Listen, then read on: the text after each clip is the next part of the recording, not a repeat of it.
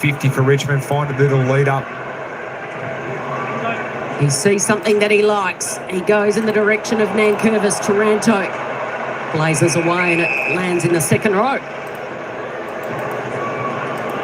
So there's Marlon Pickett. What a moment it's going to be when he's injected into the action and runs out onto the MCG for the final time after debuting in a grand final.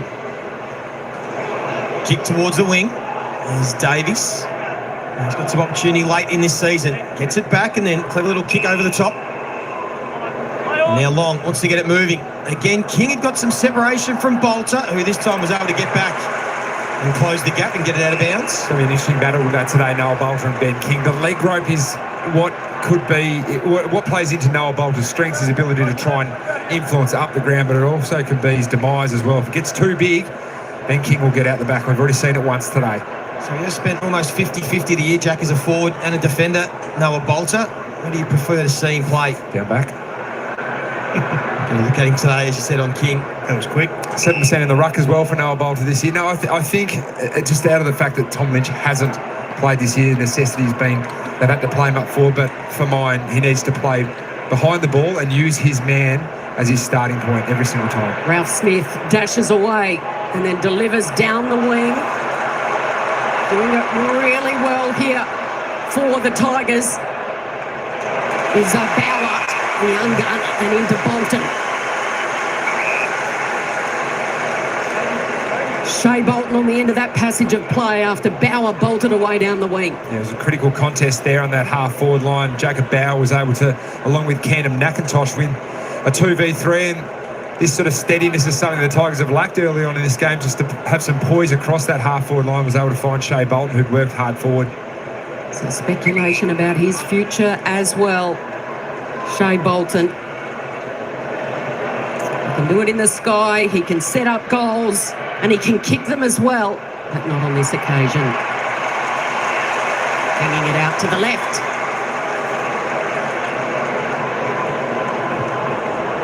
Tough first year for Coach Adamuze, coaching from the bench this afternoon. And here's Anderson. He's had a wonderful season, probably in line for the best and fairest you would feel. Now King takes Bolter up the field and sees Lukosius, goes in that direction. Good courage from Kaczynski. Got the ball at ground level. Mac Andrew playing forward again today.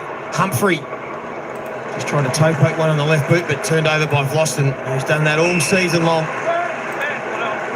To Baker. And switches out wide to Broad.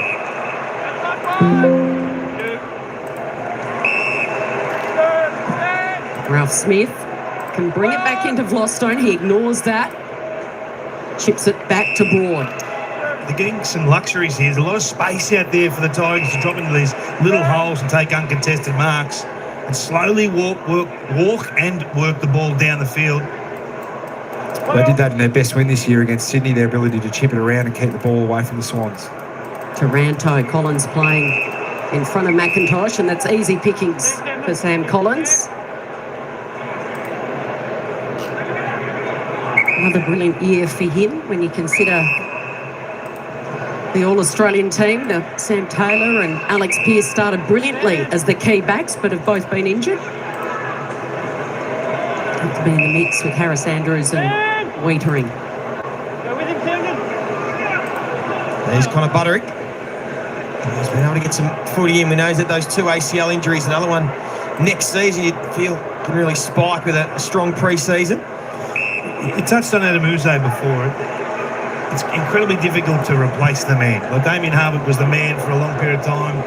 Jack, he's won the 3 flags, and he's now taking over what is to be a rebuild of sorts. A tough first year, tough initiation. Well, I don't think it's a rebuild of sorts. It's a genuine rebuild. Closey, driving inside 50. There's a chance for Graham. Couldn't take the mark, and now short from the defensive goal square. Just going to kick it high in hope. It's going to be a 1v1. Mansell, Flanders will flick it over the top, and a chain of handballs with Hewlin, who's got that booming right boot. He'll want it back. Good pressure from Taranto. Probably still caught in this state of the pass key, and they need to move into the future as fast as possible. So you'll mention names today that potentially are playing the last game for the Tigers as the retirees, but there's some other targets as well. You've got to get good talent in, and that draft is the best way to do it. So Hewland again from a standing start just bangs it long. King caught behind in the contest. Loose ball, top of the goal square for the Suns. Here's a chance. Anderson fires it out to Flanders. Holman one way, then the other. Gets on his left boot. Lukosius is there. It's slapped down by Miller. Humphrey tries to scurry. Play on, it was touched, says the umpire. Flanders now has to let it out. Holman sees it over. Big contest there. Noah Bolter looks a bit proppy after that big aerial marking contest as well. This was the marking contest. So Ben Long. Might have copped an elbow where you don't want to cop one. Had a good record, Gold Coast, against the Tigers. They've beaten them the last 4 times. Haven't met at the MCG though since 2016, back in round 12. So Koshia's caught holding the ball. There's Hopper. 18 possessions last week in that loss to the Hawks. First time this year though he'd been under 20. And he feels he'll have to do some heavy lifting in the years to come. Jacob Hopper, as Ross was called to play on. So he's under pressure. Gold Coast have the numbers if they can get it out, but they can't. Bowie Humphrey.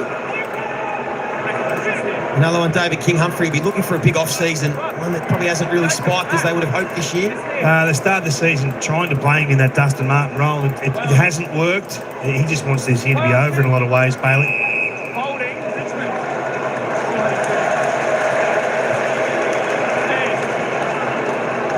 So free kick for Hopper. Suns have kicked the last 2 in this contest. Lead it by 10 points. Has a dash and then delivers McIntosh up over the top. That's a great handball fired out by Mansell. Campbell's involved. Taranto has to handball into space. He was surrounded by Suns players. And the tackle applied by Ross. It'll just stay in. There's an incredible handball there by Ryan Mansell just to find that passing lane. Seth Campbell probably deserved to have a shot there. Handball to Tim Taranto, who was directly under pressure. Had a good year, Mansell, hasn't he, Jack? Yeah, he's been fantastic. Been able to hit the scoreboard in all bar 2 games. Bauer in the ruck. He's got a leap about him. Ross, fumble from Graham. It was too quick for him. Sexton almost went to Taranto. And then the ball spills because of the Taranto tackle. Umpire says, holding the ball, it'll be a free kick going the Tigers' way, and Graham's got it. Started well, Jack Graham. Early on this game, this will be his second shot for goal if he goes to goal there. Well, he made the distance convincingly last time. He launches, but he's going to hang it, and it's going to drop right in the goal square where McIntosh is surrounded by red jumpers.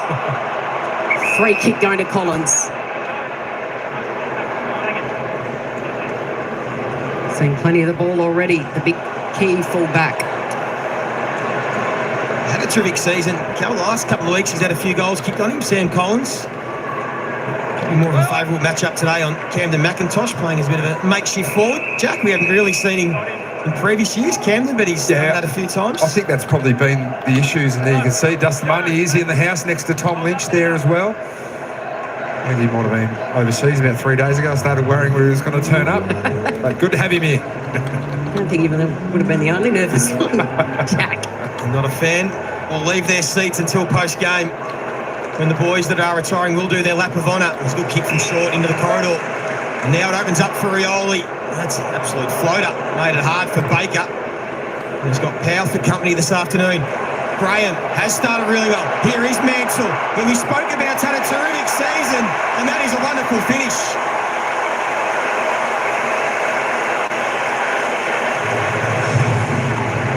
Has been one of the finds of the year, Ryan Mansell, and he's continuing on, hitting the scoreboard. Yeah, good little passage of play there for the Tigers. The worrying sign is that 3 of the boys that are involved in that bit of play might not be playing for the Tigers next year. But you're right about Ryan Mansell. He has had a fantastic year this year. He's evolved into that small forward that the Tigers have had for a long period of time. But he's really filled those shoes. He's actually turned into a goal kicker as well. So probably known as a small back that's gone forward. Was there to put pressure on, but as I mentioned, all bar 2 games this year, he's been able to hit the scoreboard. Yeah, 21st game it is, Kingy, and his 21st goal. It could be their biggest win for the season. Yep. Ryan Mansell. I think he's been the find at the Tigers in 2024. Yeah, I'd agree with that. So back to within 4 points, the Tigers. Neither ruck take it in the air. Hopper puts his body on the line, just brute strength. Somehow gets boot to ball, bouncing ball. McIntosh fires out the handball, but it goes straight to Powell. Lemons with speed. Dashes away, delivers to a one-on-one. That's a great mark by Humphrey. Plenty of pressure applied by Short from behind. Humphrey makes it really tough for Andrew. And Miller in front, the key back. That's where you can see that proactive defence actually come to fruition, standing out in front of Mac Andrew there, Ben Miller. Not a lot to go to, so happy to go to a contest. Been able to bring the ball to ground, the Richmond forwards, and they'll do it again. This time it's Prestia, keeps it alive, and now it'll bounce inside 50. Good body work from Butterick. Powell's there to get it back to Butterick. Oh, Rioli! The run-down chase! One umpire didn't pay it, the other umpire said, that is holding the ball. Yeah, the other umpire said, give the fans what they want. Yeah, he did not play that hold of the ball. The umpire was in control there, but Maurice Rioli back in after a syndesmosis injury just goes, Oh, that's outstanding. I am lightning quick, David King. That's great. That's one of the great features of his game. It started as a push, turned into a tackle. Well done, young man. Kick the goal. Hasn't played since round 9. He does have that ability to hunt the opposition. Just now needs to compose himself and finish his good work. And he sneaks it home. And he salutes the crowd, and they appreciate his efforts. Well, after what started, it looked like a start for the Gold Coast Suns. They were on top of the ground. The Tigers have been able to fight back into the game, and it's been actions like this from Maurice Rioli, who is one of the quickest players in the competition, and the ability just to get a little hand in there. You can see the grab of the jumper, hence why the out-of-zone umpire paid it, holding the ball, had a better look at it. But it's always been the knock on Morris, his ability to finish goals. And that one there, he's kicked truly and kicked a nice goal. Desperately wanted to play this afternoon. Wants to be there for Marlon Pickett's last game. The worrying signs here for the Suns is that we're 15 minutes into this first quarter and Matt Rowell is still yet to record a disposal. Ooh. So the last couple going the Tigers' way. Expecting a crowd of about 30,000 in the house. It's another crooked old bounce. That'll be recalled. And I tell you what, if at half-time the Tigers are up, fans should roll in. And it'll be emotional scenes at the end as the three retirees walk a lap of honour. Tigers breaking out of the centre again. Prestia might just fall the way of Bolton. Well done by Lemons. He was under the pump, and then the little give, and they're off the Suns through Sexton up towards Andrew Miller. Beat Andrew, couldn't quite beat the next player. Anderson, Rowell, here we go. Possession number 1. Back to Closey. King and Bolter set themselves. Bolter in the front position. Good little shake off. Back to Flanders. Closey throws it on the boot. Hasn't played a game at the MCG. This is his first one. And a rush of blood puts it out of bounds on the full. It's a fascination, Mac Andrew, when he goes for the ball in the air. Even when he's in a poor position, his ability to bring that ball to ground. Go gadget on there. Amazing. Are you a fan of it long term, David, of Mac Andrew playing as a forward? Yeah, I love freak talent forward of the ball. Speaking of freak talent, there's Shea Bolton with a handball over the head to Graham. He's had an excellent first quarter. He sees a one-on-one deep inside 50. It's Kaczynski and Ballard. Well done by Ballard. And then gets some support from his teammates. And they'll look to chain it out. Brown now gets a couple of possessions. Anderson, who just knocks up possessions for fun, finds that man Mac Andrew, who has Graham in space, plenty of space in fact. It was a good kick. And now Lukosius, if he wanted to, could go for goal. Instead he lays into the path of King. Bolter tries to stop him. Well done from Banks. We got the tackle in and stopped the certain goal. There he is again. He had a fumble, and it still might open the door for Ben King. Does he get the bounce? Not quite. Well, you talked about super talent forward of the ball, super talent behind the ball. I don't know how Noah Bolter didn't give away a free kick there, running back to the flight to Ben King. I don't know how that ball didn't bounce in for Ben King as well. So just a few little moments at the moment for both sides, a few errors in this game. Banks is on the kick-in duties. He goes around the southern side. Kaczynski will come late. free kick to the Tigers in the marking contest. You just feel like it's Bolter versus King, and that's the whole match at the minute. If Bolter holds up, they don't concede. And if he gets beaten, it's all over. Bauer playing just his 7th AFL game. He'll get it back, and instead of going short, he's going to use the corridor. That's a better option. Graham. Andrew comes the other way. Good level flick it was. Really clever. And now they're away, the Suns. Miller to Anderson. No one home. He can close to 30 and he can put it through.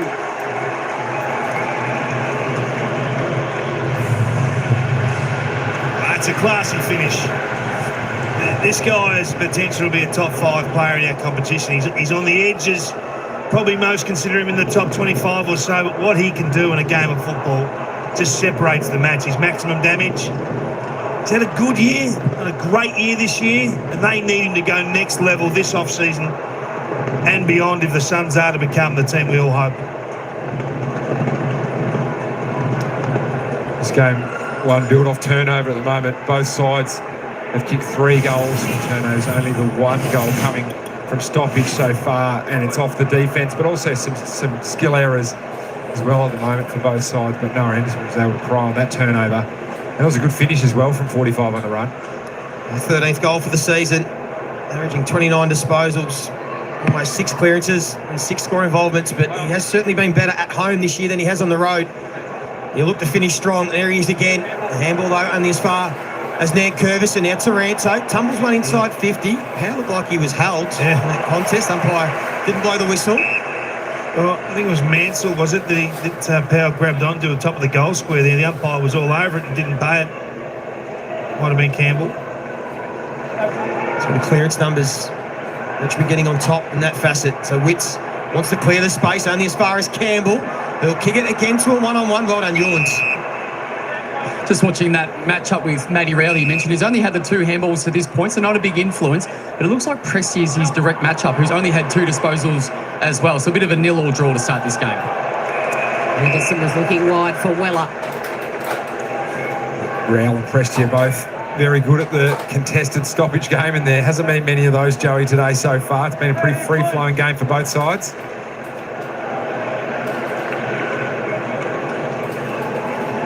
Witts looking for route. Taranto's there. He does get a handball away. Ross put his body on the line, had it, lost it. Ball to be won. Comes out. Taranto just kicks blindly. McIntosh in the right place, right time. Under pressure, he fumbles it though. Collins went without it. Opens the door for Kazitsky, and a handball straight to Miller. And he flicks it wide. He puts Lukosius under the pump. He goes to ground. Opens the door for Miller. Miller to Ross, assesses the options into that left forward pocket on the edge of the goal square. In fact, McIntosh can't take the mark. There's a worrying sign for the Tigers there. Shea Bolton. Looks like he was grabbing his ankle. A bit of friendly fire from Camden McIntosh, and Bodie Ewland that fell on the leg of Shea Bolton there. Knee into the calf, maybe? It's up and walking at the moment.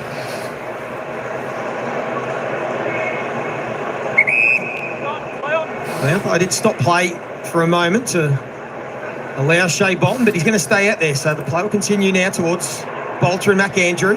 Jack Graham, he's on a stack of 48 disposals in this first quarter. Sexton, back by Taranto.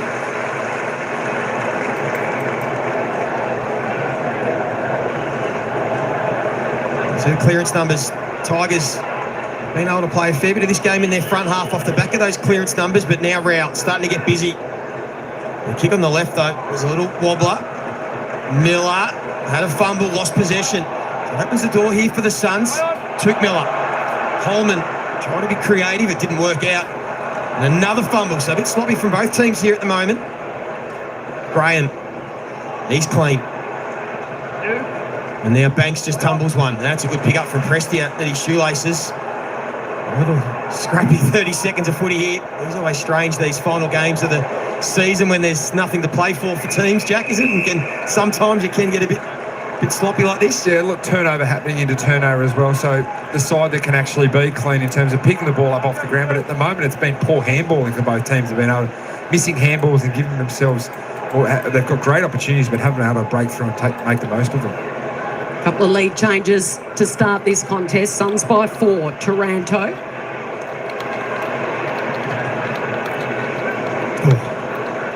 To the wing it goes. Graham, almost decapitated. He's playing with intent this afternoon. Ralph Smith spears the pass. Can he find a target? It sits nicely for Hewland. Or spinning into strife with Sexton, because he spans straight into Seth Campbell, who will go back and have a set shot. That would be a Marlon Pickett 2019 grand final about it. It did. And a little chip kick over the top to Hopper, who's a little closer, but a tightish angle. He's had his worries in front of goal this year, Jacob Hopper, predominantly on the run. Not sure if it was the right decision from Seth Campbell to kick that into the pocket to Jacob Hopper. We'll find out.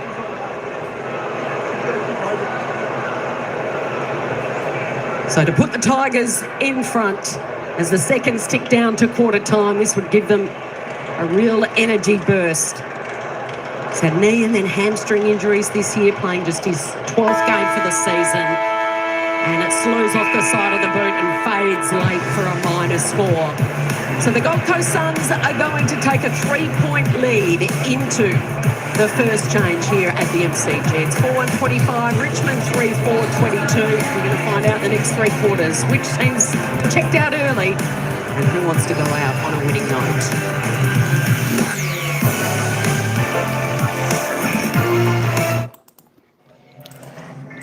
All right, quarter time here at the MCG, and it's the Gold Coast Suns 4-1-25 leading the Tigers 3-3-21. A little bit scrappy game, what they're saying, but it's actually not too bad. It's 20 degrees, beautiful sunshine shining down on the MCG here in Melbourne, and the crowd looks like somewhere in the vicinity of maybe 20 to 25,000 in there at the moment. But not a bad game. I thought, at the start of this game, I thought Richmond probably don't really want to win this game, because if they get the wooden spoon, finish on bottom of the ladder, that will give them a better chance for a better draft pick. But it does look like Richmond are out there to play and to win this game, so that's fantastic for their supporters who are out on the game and watching them. Let's have a little bit of a look at the disposal count after the first quarter. We'll see who's leading the way, and that's Tim Taranto is leading the way there for the Tigers. He's had 12 possessions, 7 kicks, 5 handballs, 1 mark, 4 tackles, 2 clearances. He's having a good game there. Jack Graham on 10 touches there, 5 and 5. Took Miller and Sam Flanders best for the Gold Coast, both on 8. Daniel Rioli on 7. Noah Anderson 7. We'll just keep rolling down a little bit there so you can see the stats of your players. Toby Nankervis just with the 4 touches. Ben King, he's just had the 4 touches there. He's their prime target down there for the Gold Coast. Just with the 3 kicks, but he's kicked a goal there for the Suns. Don Prescia, he's just had the 3. Shai Bolton, a little bit slow beginning for him, for the Tigers, just with the 3 touches, 1 kick, 2 handballs. Morris Rioli, good to see him have a rundown tackle. He's had 2 kicks there for the game. He's kicked 1 goal, 1. So I probably want to see it in his hands a little bit more. And of course, the ever vivacious, talented McAndrew there, just with the 2 touches there for the Suns. All right, let's go up and have a look at the goal scorers.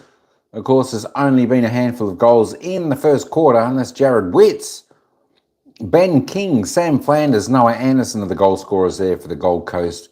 And for the Richmond Tigers, Morris Rioli, Ryan Mansell and Jack Graham are the other goal scorers. Do you like trains? Oh, yeah, trains are okay. I ride on the trains occasionally, not too bad. We've got a good train over here called Puff and Billy. Good old, I think it's a steam train or a coal train, one of those.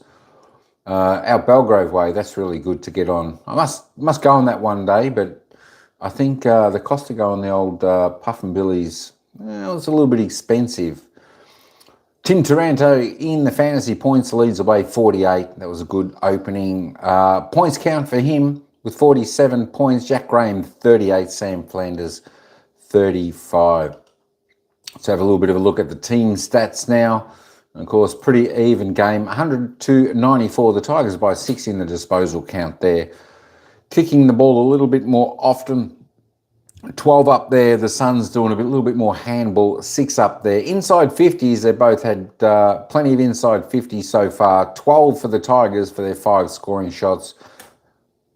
17, I should say, for the Tigers with their 5 scoring shots. It's 12 for the Gold Coast Suns for their 5 scoring shots. Disposal efficiency, Gold Coast going really well here at 80.9%. They're doing really good. 68 for the Tigers. Inside 50 efficiency, the Tigers are a little bit down. Gold Coast a little bit up. Free kicks, I suppose the hometown of the MCG favours the Tigers. So it's 7-2 free kicks in favour of the Tigers. Hit-outs, I think Witts is doing a pretty good job there. 13-5, leading the way there for the Suns. The clearances, though, it's the Tigers around the ground. The centre clearances in the centre, the Tigers dominating there. 6-2. Quick look at the contested possessions there. We'll roll down to the marks. 23-20. As I said, both teams should be marking the ball pretty well today. It is a perfect day for football. 20 degrees here in Melbourne. Let's get back down to the grounds for the second quarter as they will take us into the balance of the ball. So many great features about our game, and we celebrate them accordingly, but this is what players love. This is what teammates love. Look at this chase. Never give up attitude in your forward 50. He does a superb push/tackle, but just as importantly, go back and to be able to slot that goal. They got around him. It was a slow start by the Tigers. They worked their way into that quarter. Ended up having more inside 50s than what the Suns did. But little acts like that, that's what matters internally. So we're farewelling some of the all-time greats. Dustin Martin, a 3-time Dave premiership Asprey player. as well there. Yep. What a combination they made with Rance down back, Jack. Dylan Grimes. This is the, I think he might be the leadership coordinator at the Gold Coast Suns. Another Tiger that's up there under the Damien Hardwick regime. And of course, they'll do a lap of honour at the end of this game with Marlon Pickett. But he'll be subbed on and have a bit of footy left in his legs before then. Here we go into the second quarter. Underway. It'll be secondary bounce again. Clearance has been an issue, which for the Gold Coast Suns, David King, 14-6 in favour of the Tigers. Yeah, they haven't scored from them just yet, Richmond, but if they do, look out. This could get ugly for the Suns in the middle. Yeah, Curvis might have been hurt. They might have copped the corky from Witts as the Suns do go forward. Flanders been in the thick of the action, and that's a good handball. If it sits for Mac Andrew, he should be able to finish. Fast start for the Suns. You're spot on, Joey. You just touched on the centre bounce game with 6-2 coming up to that last opportunity to start the second term, and they've responded in time.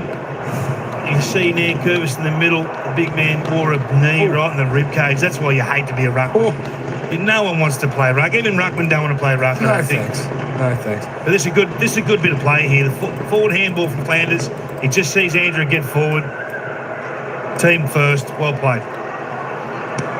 There's Ben Miller here getting attracted to trying to come in and tackle, and Mac Andrew is a good forward. As soon as you can't impact that contest as a forward, get forward and be an option to potentially get a little scrubber handball for a great vision to place it out in front of Mac Andrew. It was a pretty finish. It sort of floated up the chimney a little bit but went through the big ones. How will he respond? The ruckman in the middle here. This will be interesting.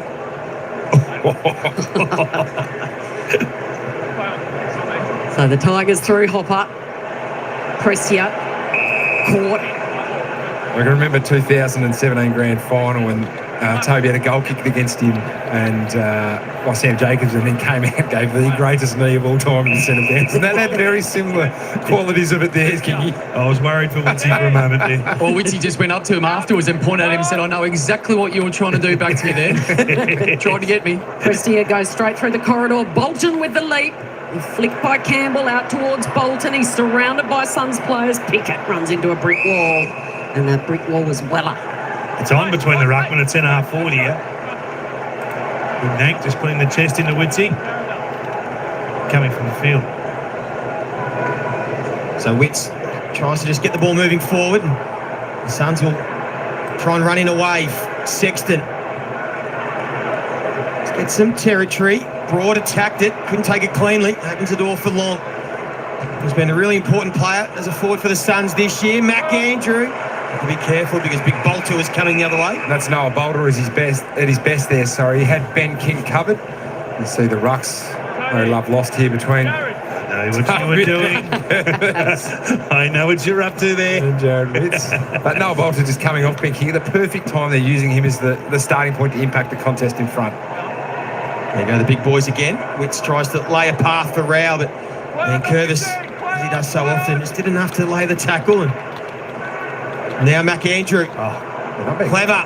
And then just try to get a little toe poke, but well done by Rioli. Got to beat 3 of them.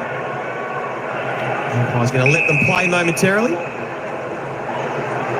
It's a great effort there by Daniel Rioli. 1v3 on the ground. Just fought hard to interrupt the Suns' offence. And Curvis goes to ground, so Witts gets it down, but it's going nowhere. It's a free-flowing game in that first quarter. It's tightened up a little bit more stoppage base here early on in the second. This time Witts straight down the throat of Davies. Throws it on the boot. King with the sit. Oh, he got pushed from Bolter. Umpire said it was all legal. Closey. Holman stabs the pass to the lead of Flanders. And he's got it in the pocket. Gee, it was a good lead. He saw what was happening ahead of the ball. He just took off. He just charged. And he just left Rioli in his wake for 2 or 3 metres top of the goal square. It was an easy hit up for Holman in the end. But the work rate of Flanders was terrific then. It's a good battle that between Flanders and Rioli, because Flanders can find the ball. We know Rioli's so offensively based, plays in the defensive end, but he tries to get it. So Flanders can find a lot of it today. Not just the 5 goals last year. He's lining up for his 11th, his 2nd of the afternoon. Flanders. Kick that with purpose. That was the perfect strike. Been starting on Daniel Rioli. Just watch him there, Jack. Flanders, just top off of the goal screen. square here, just charging now. He just slips in by 3 metres, and Rioli just can't recover. Really good play. When you're playing on a dangerous half back, you've got to make him accountable. The best way to do that is to hit the scoreboard. 2 goals early on. Rioli now has to go back into shutdown mode, taking away some offensive flair. We're starting to see a little bit more of this, Kingy, where there was this tagging sort of era through this little period of this year where players were tagged, and now last week Nick Dacos actually went and played on Dane Zorko to try and get some offensive movement, because they do give you the chance to get a lot of the balls at half forward when you're playing on a damaging half back. 5 score involvements for Flanders with those 2 goals, kicked 2 last week against Melbourne as well. And now the Tigers will win this centre clearance. Bolton having a stint on ball, got it out to McIntosh. To his more trusty position out on a wing. This is where the Tigers want to try and keep it live at ground level. Baker almost got under the tackle, but now the Suns are away and running. Flanders again sees Long in a bit of space. Broad has to try and make up some ground. He did a pretty good job. Long didn't take possession. Clever tap to Graham, who'll try and finish. Straight across the face. There's a bad option there. He's got Ben King out the back, just pointing to where he wants it. Easy kick to 30 from goal. Just chip it up, give it some height, let the big man work onto the ball. I'd like to see Ben King come up at the ball there. I think at the moment I reckon he hails cabs too much. He just puts his hand up, tries to get out the back.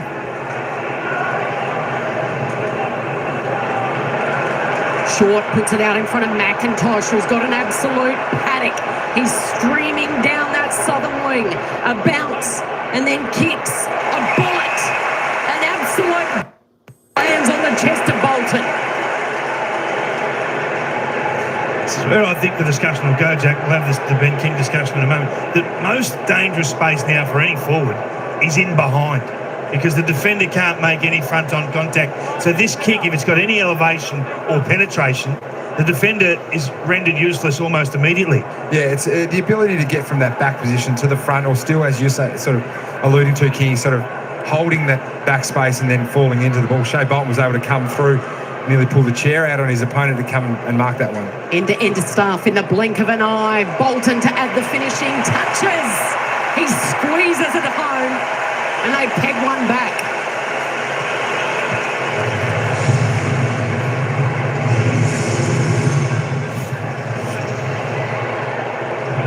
see Shea Bolton there getting out the back. I do think getting out the back's the most important thing from a forward's point of view, because you actually start to put yourself in what's termed double threat. So you have the ability to get the ball out the back here, but as soon as your defender looks at the ball, that's your opportunity to lead up at it as well. So Shea Bolton there, you can see, found the back position and then was able to come back through to the front.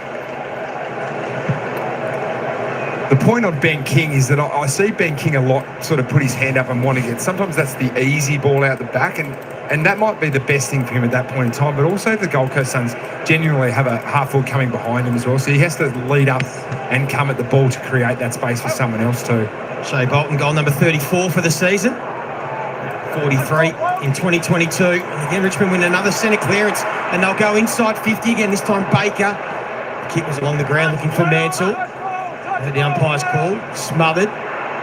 Let him play on. The two big boys continue their battle. They're going to go at it all afternoon. Holman just tries to tap it into space. Rioli was clean and then showed the turn of foot that he's got. This will be some sort of finish from Dan Rioli.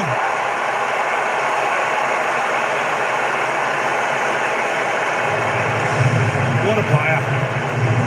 He just knows when to hunt, when to charge, when to go into the battle. You see him here waiting, stalking. Live ball, go, bang, through 2 holes, out the other side. We always knew he could finish, but look at the timing of this explosive dash here. Bang, fantastic.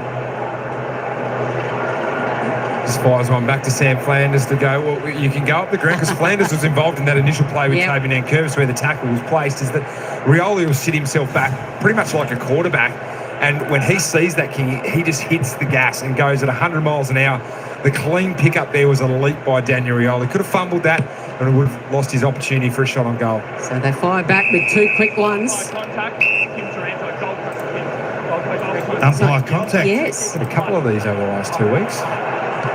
So the 2 co-captains combine here, and Miller bombs it, blazes away. Awkward little half volley for King. Here's Flanders. He might get one back on Rioli. Handball's out to Closey. Closey in his first game at the MCG. And he misses.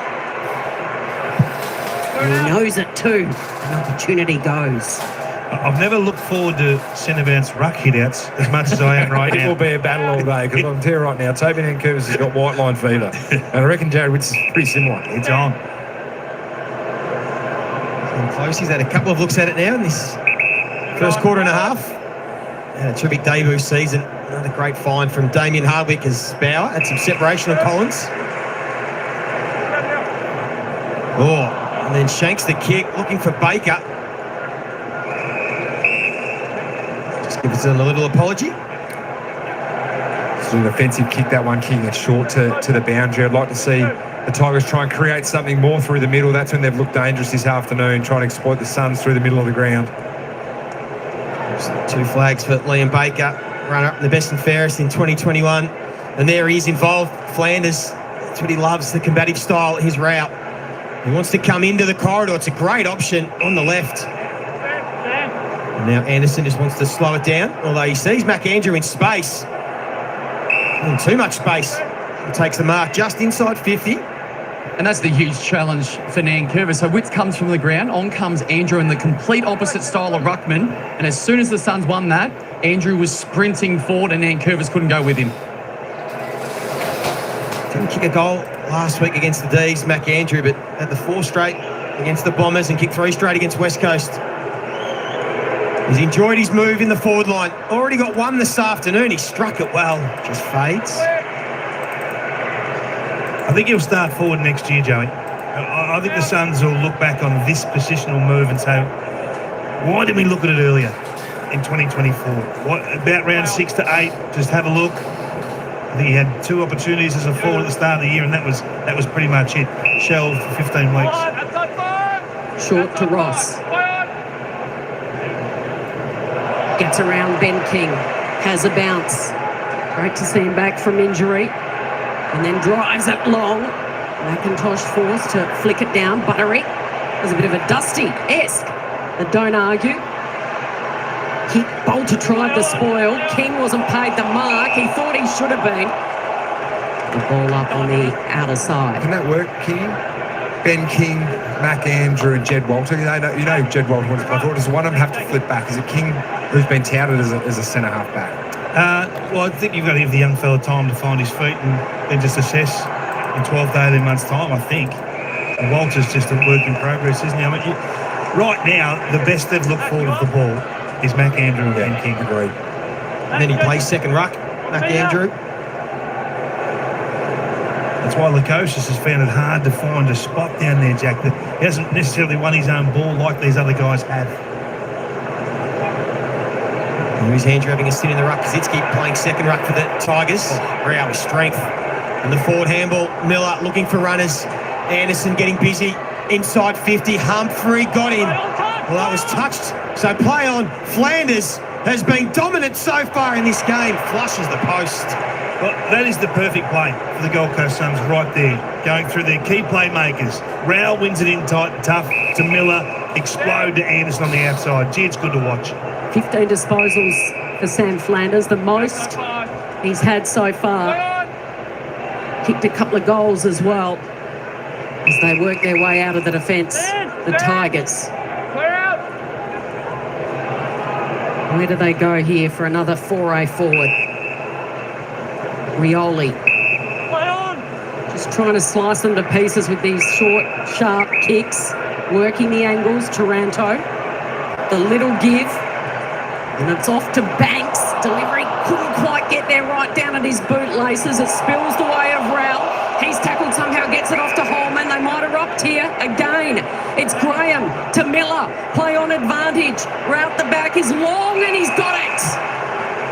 That's a really good contested mark there by Ben Long. Just running back at full tilt to find the chest of Ben Miller at exactly the right time and then fall into the mark. Ben Miller is a bigger opponent to Ben Long, but Took Miller was the one that kicked it inside 50 there. The Suns is prying on turnover again from the Tigers from another skill error. Lining up for his 24th goal of the season from his 17 games. He's flourished up forward under Damien Hardwick. And they extend their lead, the Gold Coast Suns. Back out by 13 points, 7-5-47, Richmond 5-4-34. Oh, this is brilliant play, brilliant ball movement. Have a look at this through the corridor. Now, Miller makes the decision to go long to a teammate in the goal square and gets a spray from Lukosius in the middle there. He's going off at his teammate for not being used. I mean, it's a team game. The team have marked the ball at the top of the goal square. I think you've got to park that emotion and just allow the team to celebrate in their glory. Yeah, certainly. I think Damien Hardwick would be looking at that going, he'd expect better from Jack. Yeah, Jack Lukosius in terms there. They've just been able to kick what has been a really good turnover and a great bit of play to access the deep there and a great mark by Ben Long, but you want to make sure that you're still focusing on team footy. It is round 24 and a dead rubber, but you still want to be focusing on the team things. I just saw there from Ben Long. What a season he's had, Ben Long. Averaging basically 1.5 goals and 1.5 score assists per game. Been in everything. Rao, after that slow start, has been getting really busy. Has time for a bounce. Davies thought about the balk and then heard the voice of Anderson. Inside 50 again, Mac Andrew, who went about 20 seconds early. He wants it over the back. As a good forward says, there's someone else's issue there. I could have taken mark of the millennium. And Nathan Broad there as well. I enjoyed that. Yeah, he's learning like a good forward, hey, Jack? Yeah, smart. Hasn't taken long. Richmond just happy for a moment just to try and control a bit of footy. They try to probe it around the back half a little bit more, the Tigers, and get it to halfway, and that's where they try to put speed on the ball. Gold Coast forcing them long at the moment. Kicks like that aren't going to help. Another poor kick. Rob Smith did just enough to affect the mark from closest. McIntosh wraps up Davies. It just shows there how much a poor skill error, like the contest sets up down the line and everyone sets up off the contest and you get a poor skill error like that and it sort of throws your balance out of whack. You can see there Tommy and Half has swung in this second term off the back of clearance. Yeah, they're smashing the clearance in this term. They've lifted. It's Rao, really, that's setting the tone in there and Miller's come with him. Gloston. This is an opportunity here for Richmond. They get some run through the corridor. Baker's kick gets to Mansell. He looks up, he sees Shea Bolton off for a lead short. Ignores that. Maybe just to go wider to Ross. He's got space, Bolt. Bolton's made his third and fourth lead. Yeah. And was ignored. He's got a couple of early leads there. And now Gold Coast have got numbers back, so the Tigers will just patiently build this up. Well, he's getting 3 metres on every lead, Bolton. It's just a matter of which one you want to honour. He might just take a specky. And Vlosten's going to kick it to a big pack. There's no real fly for the Tigers. And Holman happy to take that one out of bounds. Multiple options there to kick it to Shea Bolton, King. We could see it. It was open. Just couldn't pull the trigger, couldn't get set to kick the ball to him. He'd opened up at least 5 to 10 metres a couple of times there and was an option. So real arm wrestle unfolding in this opening half. Witts knocks it down and Powell happy to see it over. Now it's up to those Richmond Smalls to get busy at this forward 50 stoppage. Yeah, Powell's running with Shea Bolton here. Giving him a bit of a bear hug. Graham and Rowell tussle. Anderson comes in on Taranto. It spills clear. Miller's in there fighting and scrapping. Taranto fires it out.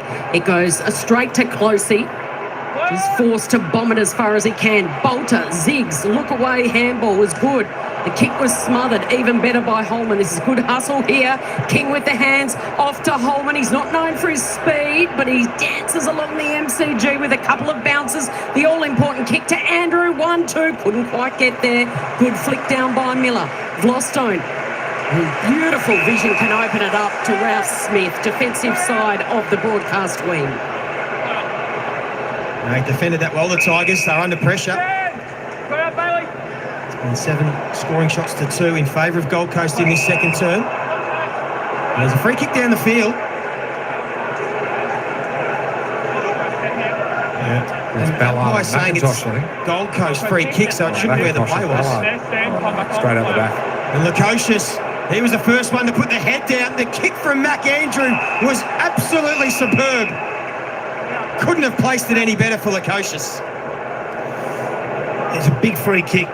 Camden McIntosh, it just had his midfielders charging forward, reversal, Lukosius out the back, bit going on off the ball. Here comes Toby. Yeah, it's got all the hallmarks. It's a heavyweight fight, that one. Yes. Well, he got dropped to the VFL, Jack Lukosius. He responded in a big way. 5 goals, 25 disposals, 19 score involvements. Hasn't kicked the goal the last couple of games he played at AFL level. And they're 4th of the quarter. He steers it home. And Gold Coast get out to a handy 19-point lead. Well done. I mean, you can be disappointed with your teammates not using you in transition when you're out, but you've got to deliver when it's your time to shine. And credit to Jack, he put his head down, worked hard the next 5-10 minutes of football. Just a big reversal here, you can see in the background. Just there, bang. Ooh, there's a bit in that one. Lucky he didn't fully connect and lifted his head off. But great read here by Mac Andrew.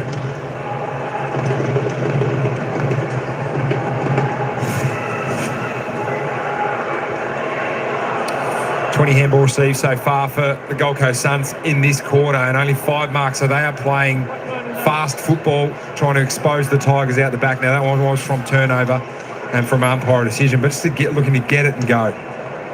Suns played 17 times at the MCG. This is their first one for the season. Only had the 4 wins in their history. Anderson bangs it as long as he can go. Andrew is there. Graham fires it out. Lukosius goes the banana. Oh. The outside of the boot, Lukosius, and it's missing. Well, that's Just 9 scores from the last 11 entries. So they need someone to stand up behind the ball here, the Tigers. They look rattled every time the ball comes in. They look gettable. And they get some field position, Richmond. Get it down their end of the field. Give this defence a bit of a breather. Not a lot of movement up ahead for Ross. He sort of thought about it. And then again, another horrible kick. So that's been an issue for Richmond in this second quarter. Powell. I think he dived on it. Put the whistle away. That might have saved Will Powell. Richmond have been playing slow sort of chip game out of the back half, but that's what the Suns have given them. The Suns' defence in this second quarter has really strengthened up, protecting the middle of the ground where they were exposed in that first quarter. It's clearly getting dominance with the hit-outs. Nothing comes of it on this occasion.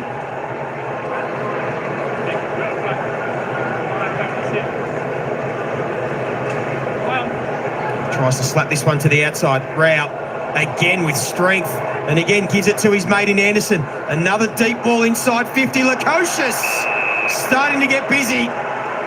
He'll look to kick 2 in 2 minutes. Starting to expose the Tigers' key backs on that last line of defence. It was Ben Long. Now Jack Lukosius takes a really good contested mark. He had the ability just to push Ben Miller under the ball here and protected that space. Nick Boston couldn't get in to impact that one. He has kicked multiple goals, Jack Lukosius, in 6 of his 11 games this season since he moved forward in that round 10 game against the Cats, and he kicked 5 goals. You know he's got the talent. He's got 2 in a row, and they are starting to kick clear the Suns.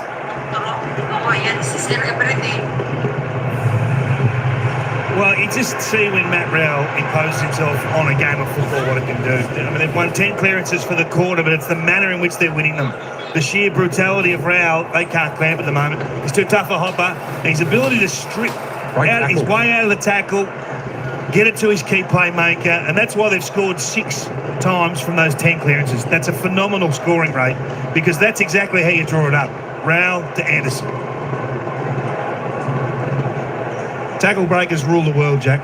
They take your team to different sphere altogether. Yeah, we're here to pay homage to one today. Dustin Martin, 297 broken tackles, I think Dustin had in his career. But Matt Rowell, after a slow start, has really stepped into the hit 2 position where Witts has been able to hit it to him a lot, and he's been able to break those tackles and get it out. Biggest lead of the afternoon now. Witts again wins it in the air, but at ground level it's Hopper. Scraps the kick towards Prestia, but Rowell is there.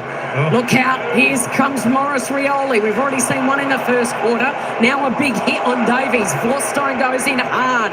Feels like it's cranked up a gear here. Can the Tigers go with the Suns? Another turnover. Graham keeps his feet, does well. And Ben Miller outmarks Long, the bigger player, bigger body in a one-on-one contest. Well, we're talking a lot about the rucks, but Witts versus Nankervis this quarter, 10 hit-outs to 1 in favour of Witts. So since the semi-stoush, it's been one-way traffic. They need Nankervis to respond here. Forstone.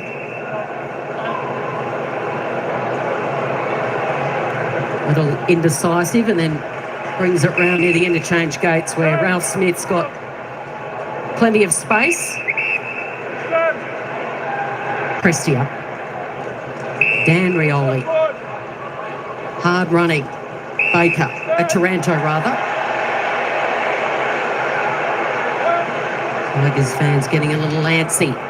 Taranto just bombs it long. He asks them to run and leap, and Witts knuckles it over the line. Still stagnant ball movement for the Tigers there, even getting it to Tim Taranto at half forward, but it's slow and long. That speed we saw in the first half, and we've seen a few glimpses in this quarter. We haven't seen much in this second quarter so far, though. See the score sources there. Most of that damage being this quarter by the Suns. Just had the ball in there forward 58 times this quarter, Richmond. Taranto. Humphrey went hard the other way.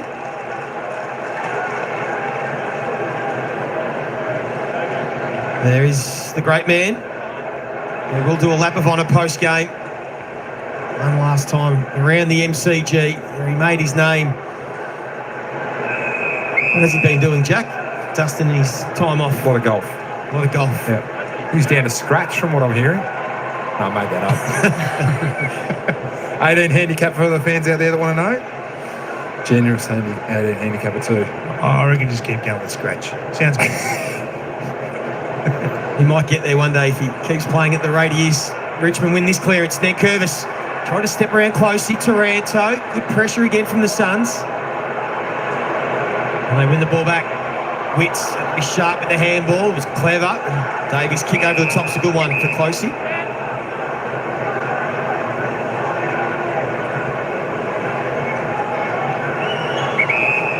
Last year, Sam Closey played in a VFL grand final for Werribee. That's a big hang from Broad. He attacked it really, really ferociously. Couldn't hold on. You've asked for structure behind the ball, Kingy. It's been Nathan Broad and Nick Vlosten that they're trying to free up at the moment, the Tigers, to give him that impact in the air. Wits again. Hopper slides in. He's got no one to help him out. Davies. Pow. Oh, that makes life tough for Flanders. He's putting himself in really good spots, Flanders. He's actually setting up sort of lateral to the contest and making sure he's the conduit. It's Liam Baker that's paired against him at the moment, but not his direct opponent. The two balls crash mid-air again. Davies fires out the handball. Flanders. Pow. Sexton. Throws it on the boot.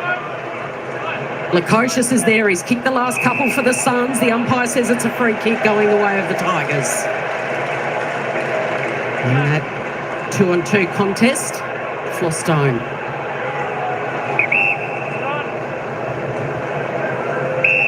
So can they manage something here? What can they conjure up? As we close in on half-time, Prestia takes a bounce. He's going to go to a one-on-one. He's asking a lot of Kazitsky. Ballard was all over him in his back. Stolen by Wits.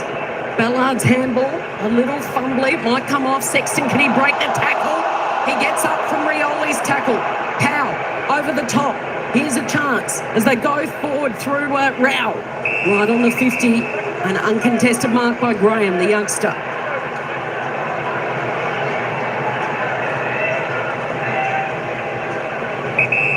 King's running down. He's just come in from the ground. Short. And Miller finds some space. Long, rather. It is Ben Long. That's a good little use of the ball inside 50 there. Clogged up at the top of the goal square, so they were able to find Ben Long on the short, who's had a really good impact so far. Not a lot of disposals for Ben Long, but his ability to impact it defensively, but when he does get it, he makes an impact. It was Nick Vlosten that dropped off Ben Long. He knew as soon as he did, he threw the head back because it might cost him a goal. Beautiful finish from Ben Long. He's got a couple.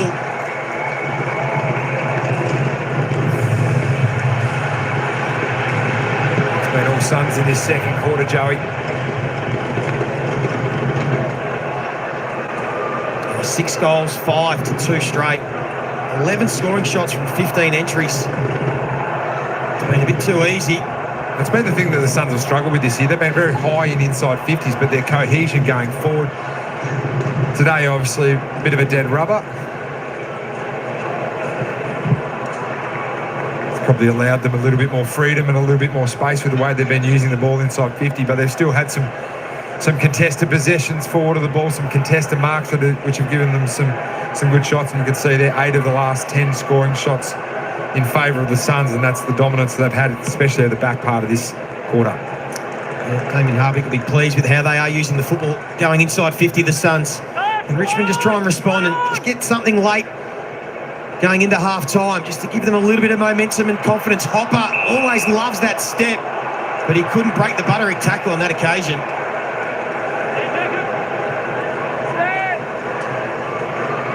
Highly rated local, Connor Butterick. It'll be an important part of this future for the Gold Coast Suns. Still so much young talent.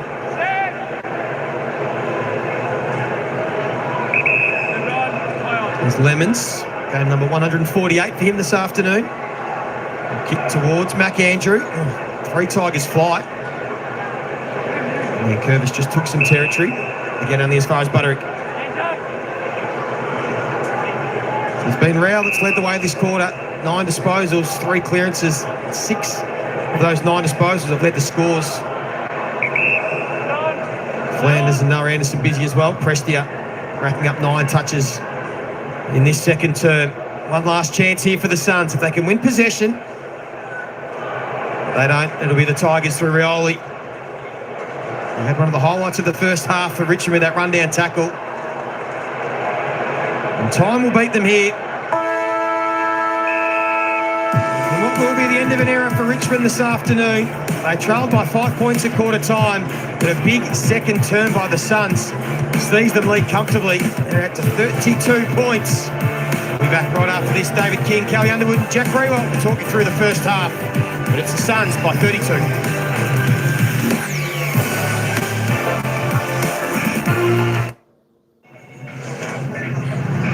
This piece of paper fights against hackers, protects our planet, builds new worlds, solves cold cases, turns data into decisions. Get more than a piece of paper. Get a next-gen degree only at Swinburne University of Technology.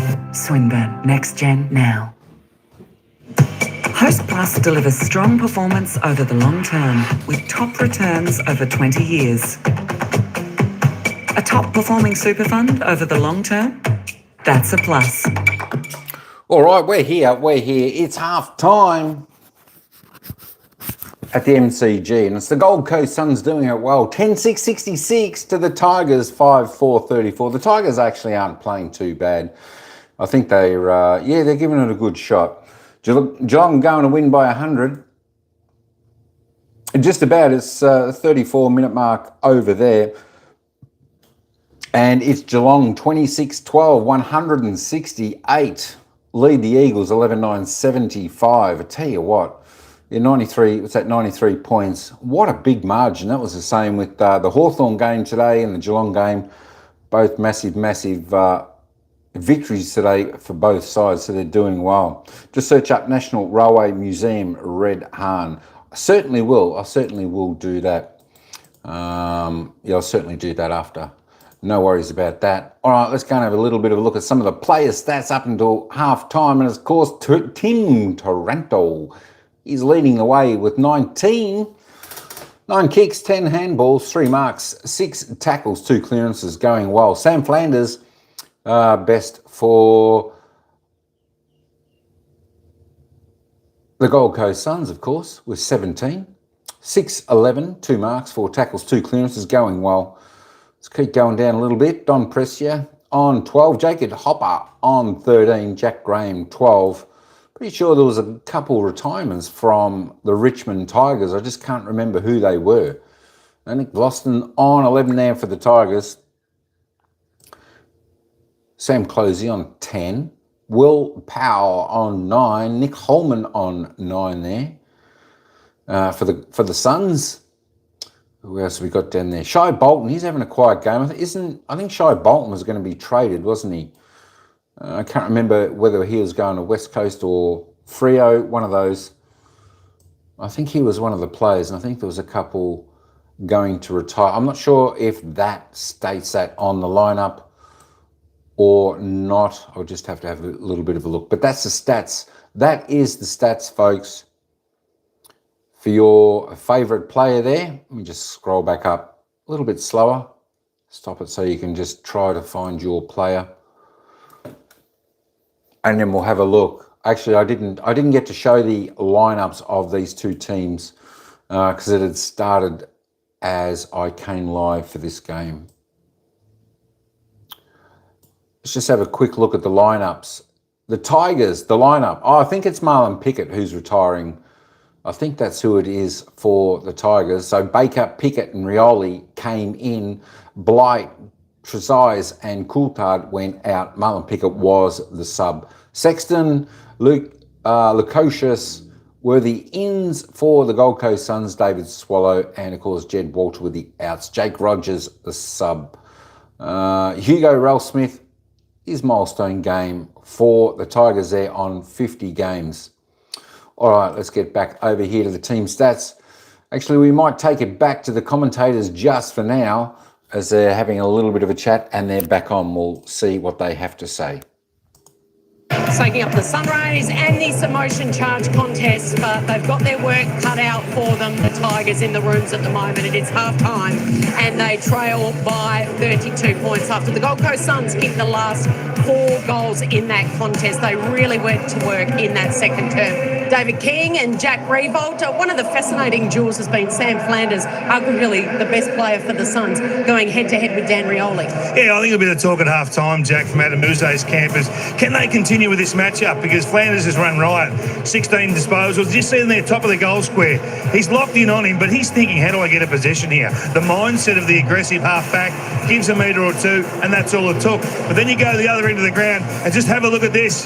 From ready to go, ready to hunt, ready to strike. He steps through those 2 holes, bang, bang, and kicks the goal. It's a fascinating matchup at the minute. Yeah, it is. The Flanders had 17 and kicked 2, and Rioli just a 10 with 1 disposal. But Rioli's so damaging for the Tigers. Well, I reckon Damien Harvey's gone to school on Daniel Rioli this week and thought, how am I going to expose him? I can't shut him down because he's got that blistering pace that is really hard to tag. And so, well, let's try and use him. Let's use his opponent. And we know Flanders can find the ball. He attracts it. So Flanders has done a fantastic job of just getting into those little holes, being a creative player, but also like he's hit the scoreboard, but he's been able to link up and be involved in scores as well. They've scored 16 times and Flanders has been involved in 9 of them. Yeah. Richmond can't persist with that matchup. No, they can't. Nothing in it at quarter time. It was 3 points. But then the Suns really dominating at the stoppage in that second term. Yeah, Matty Rao went to work, didn't he? If you could draw it up, you could say Rao wins the clearance with real authority, breaking tackles, stepping through, and then you want it to get to Anderson or Miller. If it goes through both, even better. On the fly, maximum damage from clearance. Only won 11 clearances in the second quarter, but scored 7 times. That is a frightening number. It certainly, yeah, and it certainly is. Sorry, and the ability to come off the line here. So that little handball there from Tuke Miller actually opens up the whole inside 50. So the Tigers are defending that skinny side lane, thinking that's where the ball's going to go. Miller handballs inside. Even Anderson sort of steps inside as well to bring the other side of the ground. Alrighty, so the margin is 32 points at half-time. Couple of goals for Flanders, also a couple of goals for Jack Lukosius. These 2 teams playing for plenty of motivation. Of course, the Tigers, can they mount a comeback, send off their retirees on a high note? And for the Suns, they're trying to win their 11th game in a season for the very first time in their history.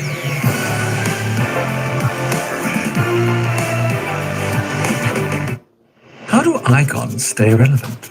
They evolve. And there's nothing like that. All right, a little bit late again, wasn't I? Sorry about that, folks. All right, let's go and have a little bit of a look at some of the team stats. Yeah, just search up the National Railway Museum, Red Hahn. Certainly will, certainly will. I had a look at the... I'll definitely have a look at that. I saw this is the Red Hahn, I think, rail car that you're talking about, but I'll definitely have a look. I think we've got one similar to that actually in Hillsville.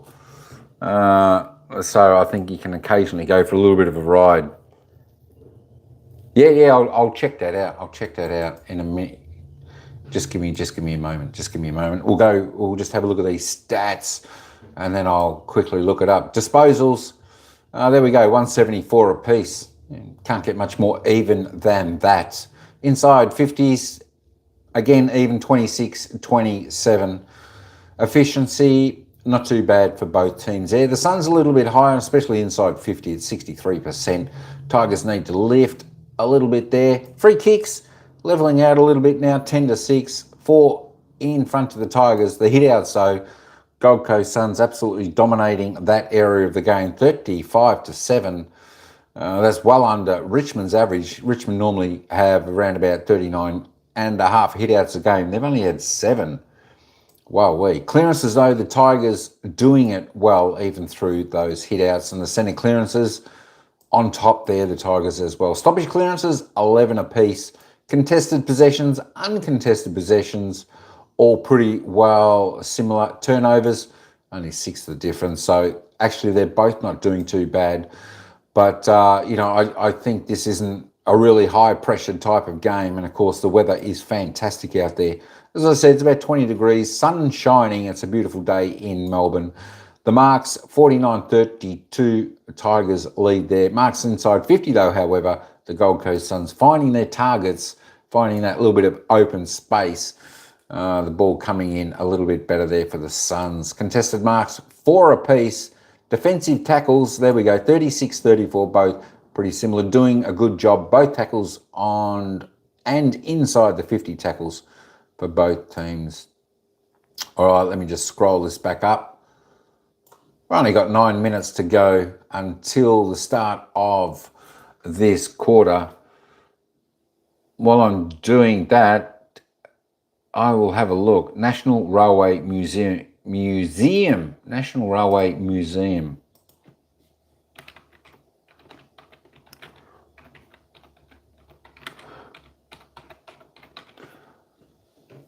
Is that Adelaide? National Railway Museum, Adelaide? Oh, no, Port Adelaide. All right.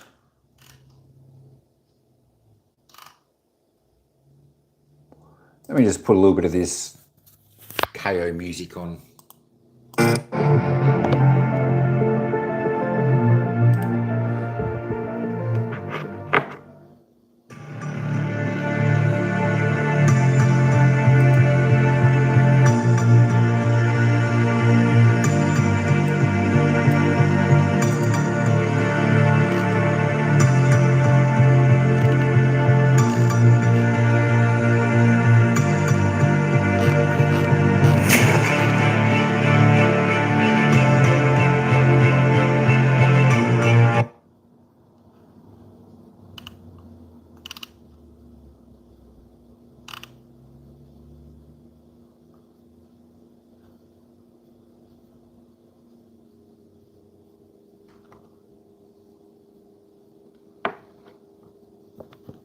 So they actually look a little bit like Puff and Billy.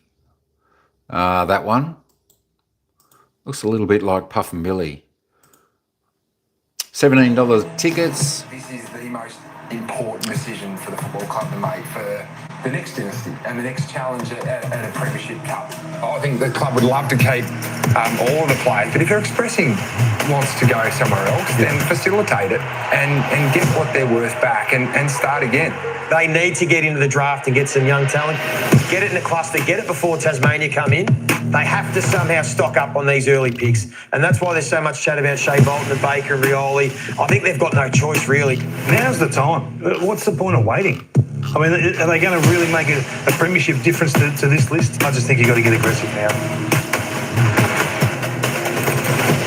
So the Tigers transition is unfolding before our very eyes here at the MCG. It's an emotion-charged contest, and Jack Revolt, I'm going to get you to take us through exactly the procession and how many are in this procession that are heading for the exit door, because we know of 3 of them this afternoon that are playing their last game. And of course, Sam Naismith has also retired during the week, but there's a possible 4 out here playing today that could be playing their last game. Yeah, well, if you sort of read the tea leaves and hear the jungle drums, which they beat here before every Richmond game, you'd think that at the moment, Baker, Graham, Rioli and Bolton have all been linked to moves to different clubs as well, which I look at that. They're your next generation of players. I mean, Shea Bolton's the superstar that you would expect to walk into the shoes of the great number 4, who we will cheer off one final time this afternoon. Potentially Liam Baker is your next captain, and his vice-captain, you would think, would also be Jack Graham. So at the moment, you lose good players, but are the Tigers losing a next dynasty of leadership as well, which they will need through this next period if they are to head to the draft? I want to take you back to this photo, the start of the dynasty, 2017, before that grand final, and have a look how many have left. So of all of that team, there you are, you're sitting up there nice and straight, there's 7 left.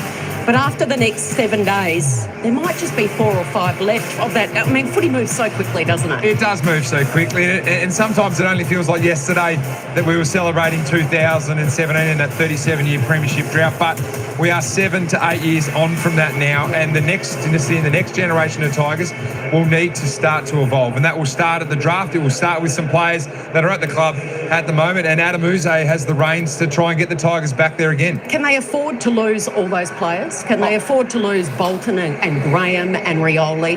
Oh, look, I think if they're expressed to leave, you sort of have to facilitate it. Go back to the draft before Tasmania come into the competition and make sure you get good talent in. Okay, it's going to be a big news-breaking week at Punt Road, but first, the farewell, and it's not too far away at the MCG. Of course, the big star of this dynasty was Dusty. He just had the one name, an icon, an enigma, the man who doesn't talk unless he talks to our Jack Revolt, and Jack's going to catch up with him after the game as part of his lap of honour.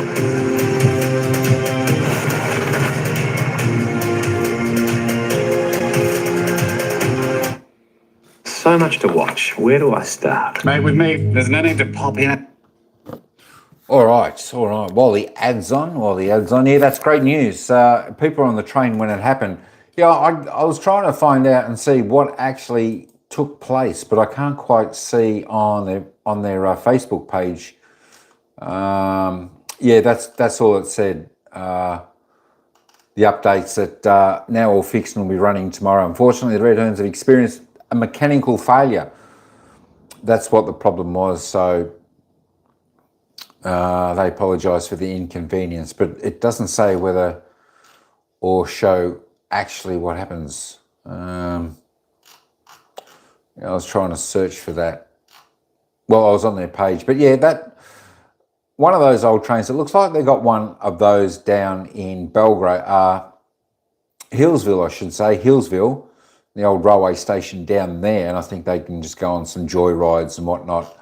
So it seems like it's a little bit similar, but it's pretty cool anyway, just the same. But yeah, that'll be good getting down there tomorrow if you're going to head on down there and have a bit of a ride. Hopefully the weather's good for you over there in Port Adelaide. Should be good. Should be fantastic. All right, what are we, about 3 minutes away, about 3.5 minutes away from the bounce of the ball to get the second half underway. And of course, it's full time now down at GMHBA Stadium down there in Geelong, where the Geelong Cats took on the West Coast Eagles. And it was big winners to the Geelong Cats, 26-12, 168. They defeated the West Coast Eagles 11-9, 75. While we're just looking on that, let's just have a little bit of a look at the live ladder. And that's what it is there, folks. That's what it is. Geelong actually move up in the third spot on the ladder in the other game. So if you're interested in Geelong or Port Adelaide, as you are, Harvey, there we go. Port Adelaide are 2% above Geelong. So that means if you win, you'll stay above Geelong, of course, with the 4 points. But if you lose, you don't want to lose by too much, or you could drop behind Geelong. So it's really going to be interesting to see what happens in the other results through the games for the rest of the week. I think we've got about another 5 games to come. It should be really interesting. As I said, we've got Brisbane playing tonight. They play Essendon. They can jump above Hawthorn Brisbane to get up to 5th, which will get them a home final if they win tonight. And then we've got Sydney and Adelaide. Well, that game really doesn't make much difference unless, of course, Adelaide trounce Sydney by 100 points, and then Port Adelaide could win also. That 12% gap between them is a really, really tough margin to get back in one game. The other game, the Western Bulldogs, of course, right here in 7th. They'll play the Giants. Of course, if the Giants lose, Port Adelaide and Geelong will stay above them, but if not, the Giants are a chance to go above. That's why the percentages are so tight there, with the Cats only 0.5% above the Giants. But that can make all the difference who you play. If it stays like it is, Sydney will play the Giants and Port will play Geelong. That would be a couple of good games, wouldn't it? And of course, to round out, we've got Carlton versus St Kilda. This is where Carlton and the Bulldogs, they need to win. They're the only two teams now that can fall out of the 8. So they both need to win and they'll secure their spot. And of course, Fremantle played Port Adelaide on Sunday, the final game of the home and away season. So if Western Bulldogs or Carlton don't seem to win, Fremantle must win to then jump into the 8 and knock, I would think, one of these two teams out if one of them happened to lose, which is always a possibility because Carlton are playing St Kilda. Of course, we know Ross Lyon, the coach of St Kilda, he likes to give the top 8 teams a little bit of trouble there. And of course, with the Western Bulldogs playing GWS Giants, 2 teams in tremendous form at the moment. So it's going to be a great, it's going to be really exciting next day and a half as we watch the footy. All right, let's get back down to the second half. Whereas the Suns by 32 points, half-time. Let's get into the third quarter. The Tigers fans will appreciate and love that. One of 3 retirees today. There he is in the back row. He'll come on and we'll see Dylan Grimes and Dustin Martin post-game. The third quarter underway here at the MCG. So if the Tigers can find a way to respond, although the first free kick's going to go the way of Rowell again. Just his body work around the ground. Matt Rowell at stoppage. He just puts himself in between the space that he wants it and his opponent. Jacob Hopper giving away the free kick there. Driving him deep towards King. At ground level, there is Prestia. He just hacks it on the boot. High ball, Sexton. The Tigers win it out. Campbell's kick looking for Shea Bolton. He wasn't able to see much of it in that forward line in the second quarter. Gives away the free kick. Lemons has got that matchup. Oh, it took a little bit too long, but he was pushed in the back as he kicked it.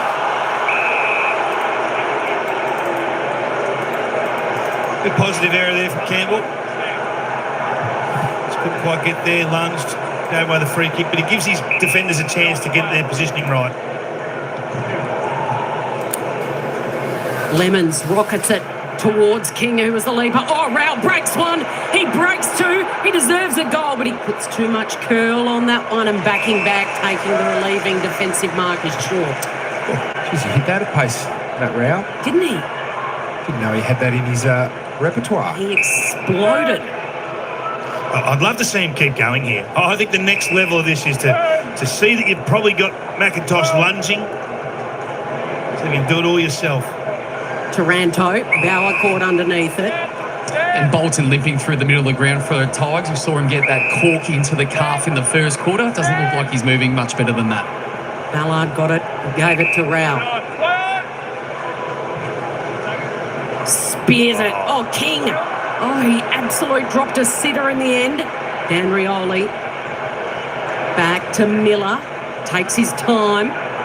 Puts plenty of air in that kick and allows Sexton to come and get engaged in the contest.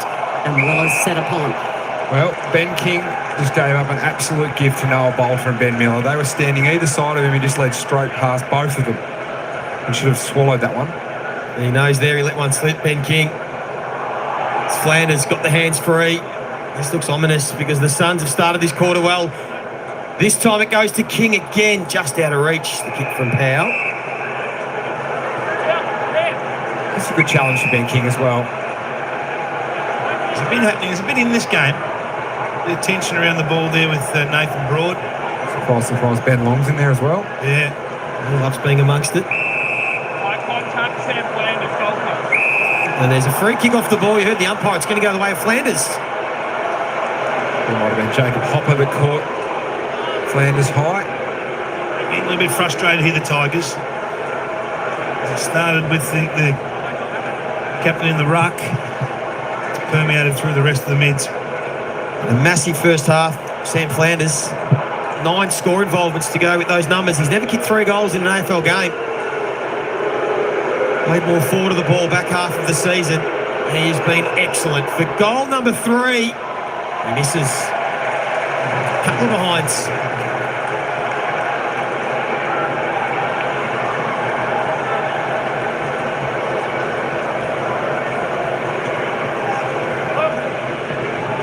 Flostone, good option to Broad. Opens it up. McIntosh peeling around behind him. Having to launch from the side there was Campbell. Couldn't control it. Taranto caught. He picked the wrong guy to try and break the tackle of Matt Rao. Not many get out of those biceps. So Rao's going to flick it wide. This is Alex Sexton. Anderson, risky.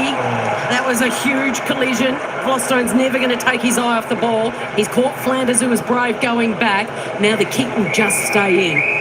At what time does Adamuze flick the switch? If they want something inspiring, if they want a little bit of emotion, something to spark something up, Jack, when do you pull the trigger and bring Marlon Pickett on? I reckon it's in the next 5 minutes of mine. Bring Marlon Pickett on, put him through the middle of the ground, get yourself a bit of speed. Potentially Daniel Rioli can go through there at the minute.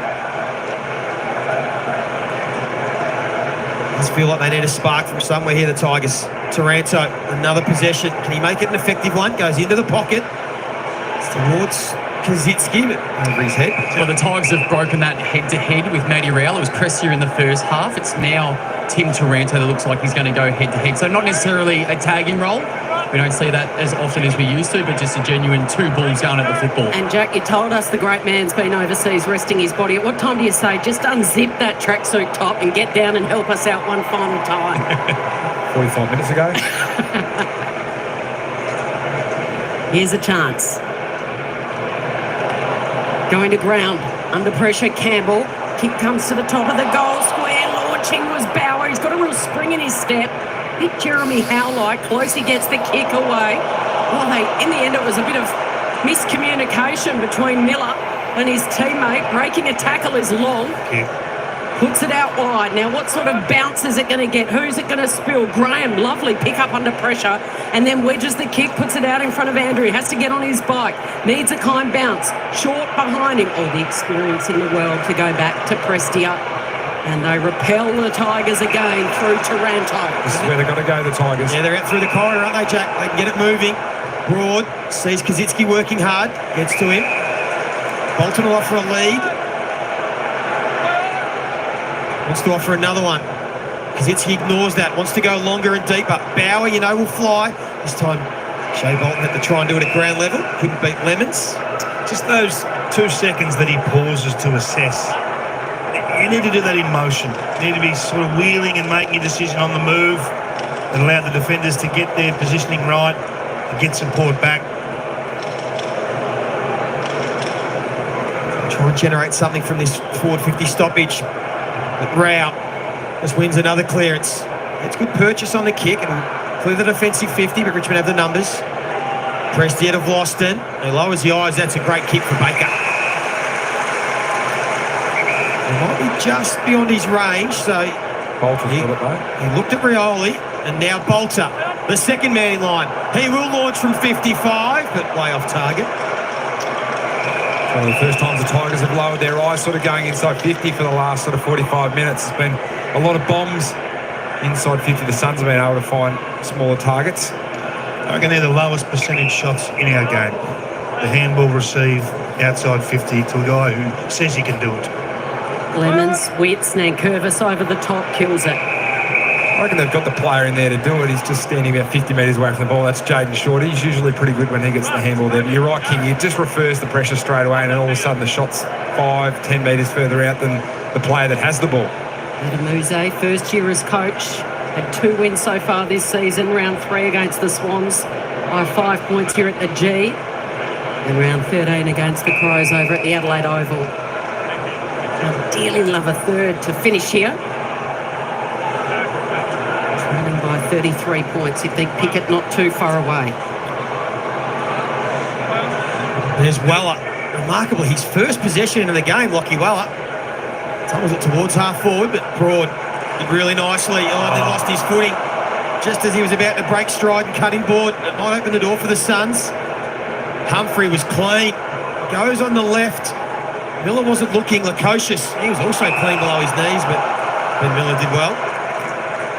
Nathan Broad is slipping over at the worst time possible there. Whisper from the bench that Marlon Pickett's had his GPS in, so maybe they are starting to look at a move the Tigers. Might be far away. Here's Graham. He started so well in that first quarter. Taranto, that's better, but then just took a little bit too long. Once he stepped inboard, although Prestia made it look good. The handball picked off from Miller. Anderson, Flanders, all the big guns getting involved again for Gold Coast. But well done, Dan Rioli. He's there to save the day. Kick. An absolute grubber. Flanders was careful with the tackle on Graham. That could be the most useless information gathering process of all time, putting GPS on Marlon today. I thought you were going to go letting everyone know. Why would you bother? That's why you're here to do special comments. That is a special comment, Kingy. I love it. A tumbler, a spoil from Sexton. It spills the way of Graham. He goes to Prestia to Vlostone. Good little link up here. Confidence starting to flow. Out in front of Short. Who can he find inside 50? Jack Revolt says, lower your eyes, and that's exactly what he does.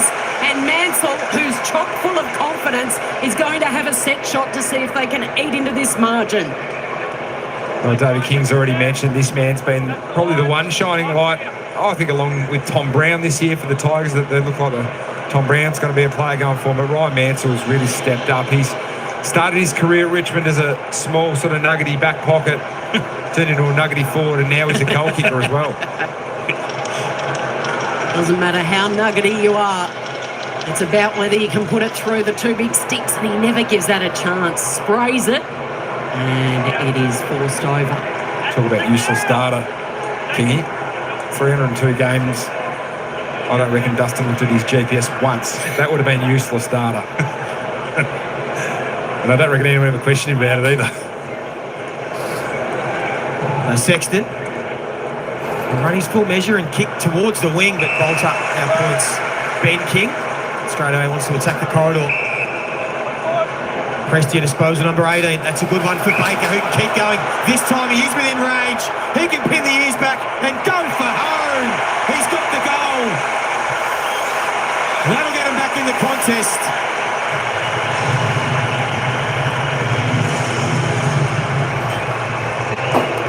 Have a look at the Bunnings build-up here, and you can see Noah Bolter. I mean, there's genuine one-on-one victories that's so valuable in our game. Look at that, and straight away, without missing a beat, he's thinking corridor. How can we score? We're out. There's a metre or two there to be used, and Baker, he knows the situation all too well. Quality player, high quality finish. It's your goal, Noah Bolter. That was outstanding play. That's the difference between the Bolter and Kazitsky example that happened about 2 minutes before. Kazitsky sort of waited to a couple of seconds. You can see Bolter sort of created the play there as well. Actually, once you play on and start to run towards the ground, it's funny how things start to open up. Dean Prestia, the other critical point in that bit of play there as well is the midfield sort of working back to a defensive position but finding himself on offence too. Might be in his last hour in the yellow and black, but he's going to make the most of it. The player that epitomises never giving up. Can he spark something here for the Tigers? I reckon Taranto saw that it was roused. I'm not getting out of this. Just dropping the ground. Now the crash position. Just play possum. Yeah. And Curvis in the right.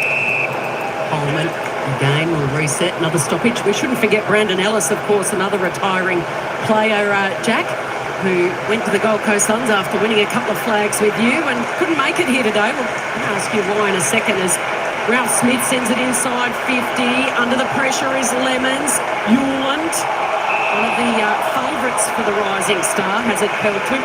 Why couldn't Brandon Ellis make it to the MCG today? I think we come invited him along, but he's pretty happy in Bali at the moment, Brandon, so passed up the chance to do a lap with the other retiring Tiger Premiership players. Sipping margaritas in Bali, I was told. So cheerio to Brandon Ellis. Do you think he's watching, Cal, from Bali? Might be. Never know. Holman, surrounded by a trio of Tigers. Still a manageable 26-point margin for the Tigers if they can get the next and build some momentum in this contest. Baker, who got the last goal, just pops it to a little dangerous spot. Bauer first onto it, takes the mark. Opportunistic there from Jacob Bauer. I think the Baker kick was meant for the contest in front of the one that Jacob Bauer was in, but just playing in front. Separated himself nicely from his defender. There's a real jack in the box. We've seen him launch plenty of marks in the last couple of weeks since he's got his opportunity. This is a tough kick for a man who's going to go for a drop punt. He's going to back himself in, and look at that. Straight through the middle, splits the atom. 2 in a row, and they are back within 20 points. That is a great camera angle as well to set a shot like that. But Jacob Bauer is a lovely set shot for goal. He's had a couple of chances over his career to have shots after the siren. You see Baker, I reckon, kicked it over the top of the McIntosh contest. A bit of a chaos ball going in front. Bauer playing in front of Collins and did not even hesitate with deciding to whether to kick a snap or a different again, but he thought he'd go back and just kick a drop punt beautifully straight through the middle.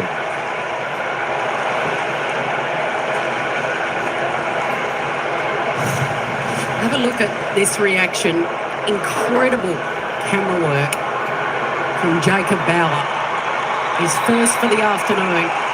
And what a set shot it was. It was a real laser-like goal. Back to within 20 points. They've kicked the first 2 goals of this all-important third term. Can they get the centre break here? Davies is going to hold up Hopper. Brandon Ellis is watching from Bali. He's just sent me a message. He missed that shout-out though, Kel, because he ducked out to get some dinner. Or another margarita. Kazitsky in the ruck. Rao finding his own teammate for it. Graham tackles him. So it was the Suns by 3 at quarter time. By 32 they led at half time. Margin is back to 20. Tigers have got a sniff. Liam Baker is really igniting them. And he starts this passage of play to Rioli. Goes out on the wing. It was Dan to his uncle Morris. They've coughed it up. Davies. Flicks it wide. Butterick. Flanders. Racking up the possessions. Up to number 23 he is. Long. Kicked a couple this afternoon. He's going to go back and maybe back himself in, although the eyes are darting.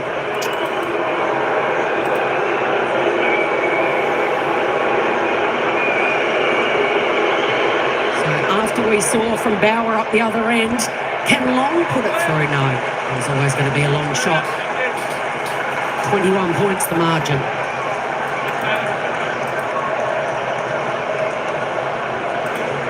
Really good turn for the Tigers. Good fight back. And defensively, they've held up. It's been important. Now have lost it. Will take as much territory as he can. He gets it towards the wing. McAndrew got hands to it. Couldn't bring it down. Anderson. Handball. Rao. Continuing to try and fight through tackles. But Richmond are up for the fight this quarter. And Mansell will get the free kick. And they're away and running. Taranto. Gave it to Rioli, that's a good option. He takes a bounce. He's already kicked one, gives it to Baker, who has to stop, could have given it back to Rioli. Instead, he saw a couple of Tigers who ran into each other and they've mucked it up. And they'll have to try and go again. Clever kick from Campbell. He saw McIntosh was the right idea, and they let a golden opportunity slip through their hands, Jack. Yeah, it was Campbell and Hugo Ralphsmith there as well that Liam Baker had sort of found the good option, but unfortunately spoiling each other there. And no Richmond ruck. Andrew will grab it. His kick partially smothered. They'll pepper again here, the Tigers. Campbell will kick to another dangerous spot. Bauer will try and fly. Couldn't get the run and jump at it. Working at ground level. Ralph Smith.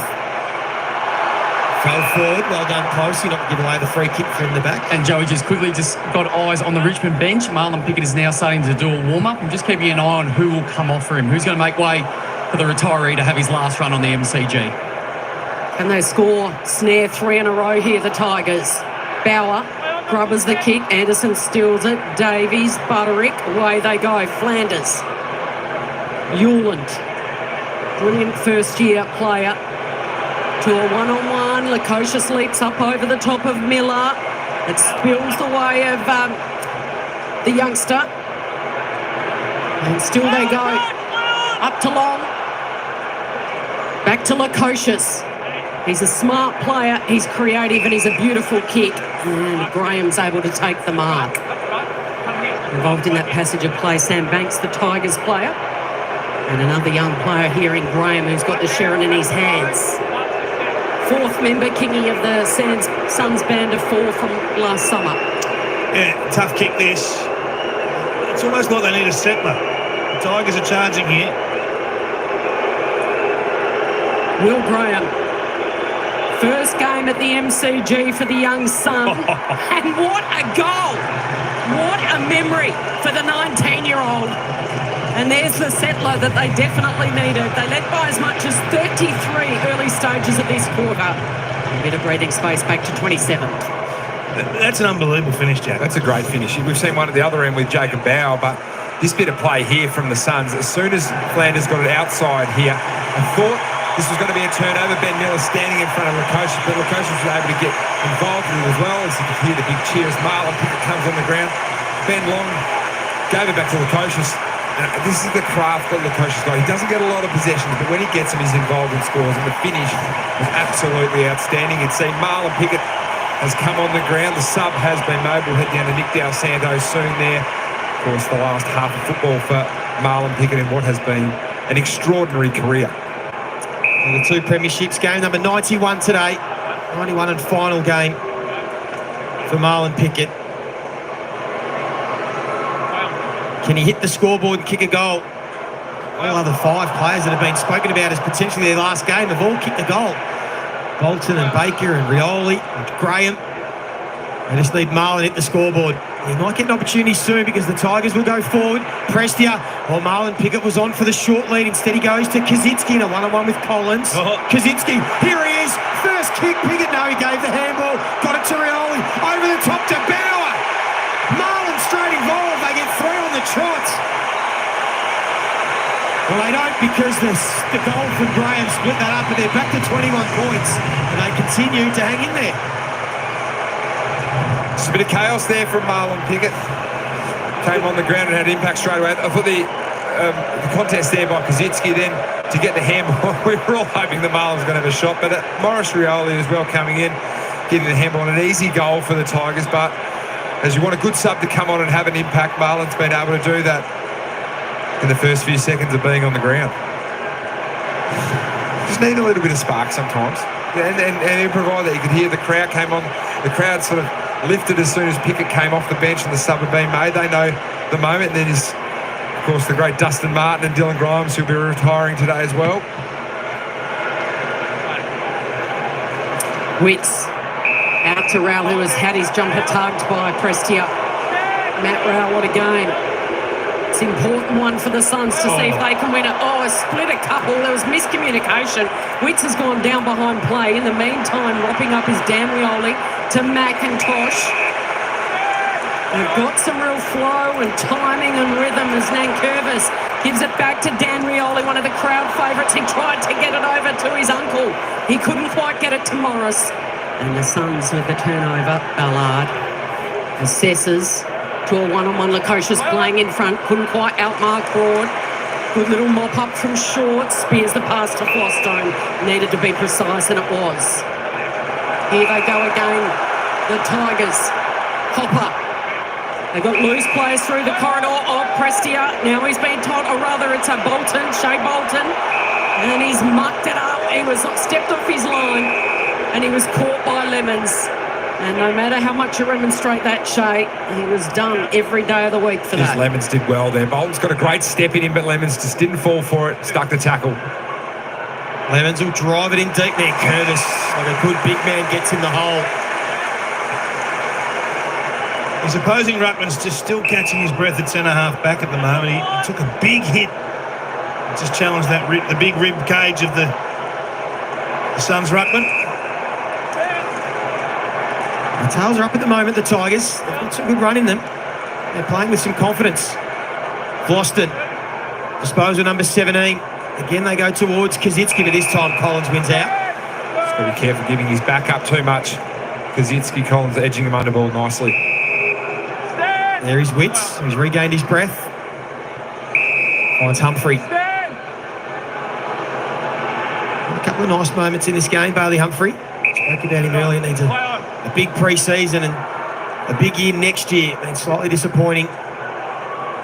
And a kick towards Long. He's got 2 to beat. And Curvis again is in the right spot. Did well there, didn't he? Long to get that ball to ground. And there's Ben Long, the retaliator. He says he got hit first, but he got caught. He gets caught every time, Ben Long. He gets caught twice a week. And he's surprised about it. He should never speed. Flostone to Pickett. Here's his moment. He's got it. We know he can lead. Will there be a Marlon effect here? He runs around the man on the mark. Kaczynski's the target out of position. Mansell's opponent. How? Lemons. Roderick Anderson.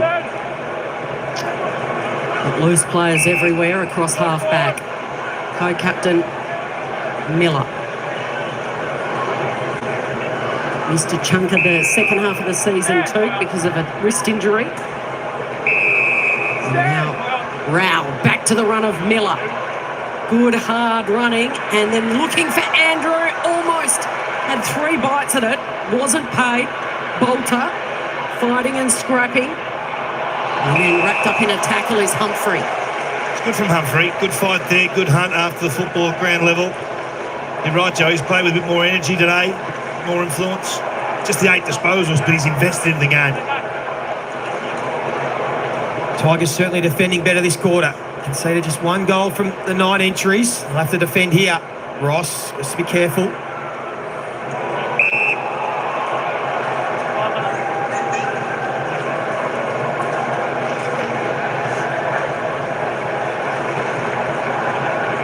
So look for some of these mids to get busy. Rao and Miller. There is Rao. Another clearance win to Davies, who just squeezed a little kick that was dangerous. Long was a chance. Well done again from Richmond. Defending well. Rioli will try and step Lukosius. Got to be careful. Like we had the boundary line there. We're going to throw in. How good's his season been, Dan Rioli?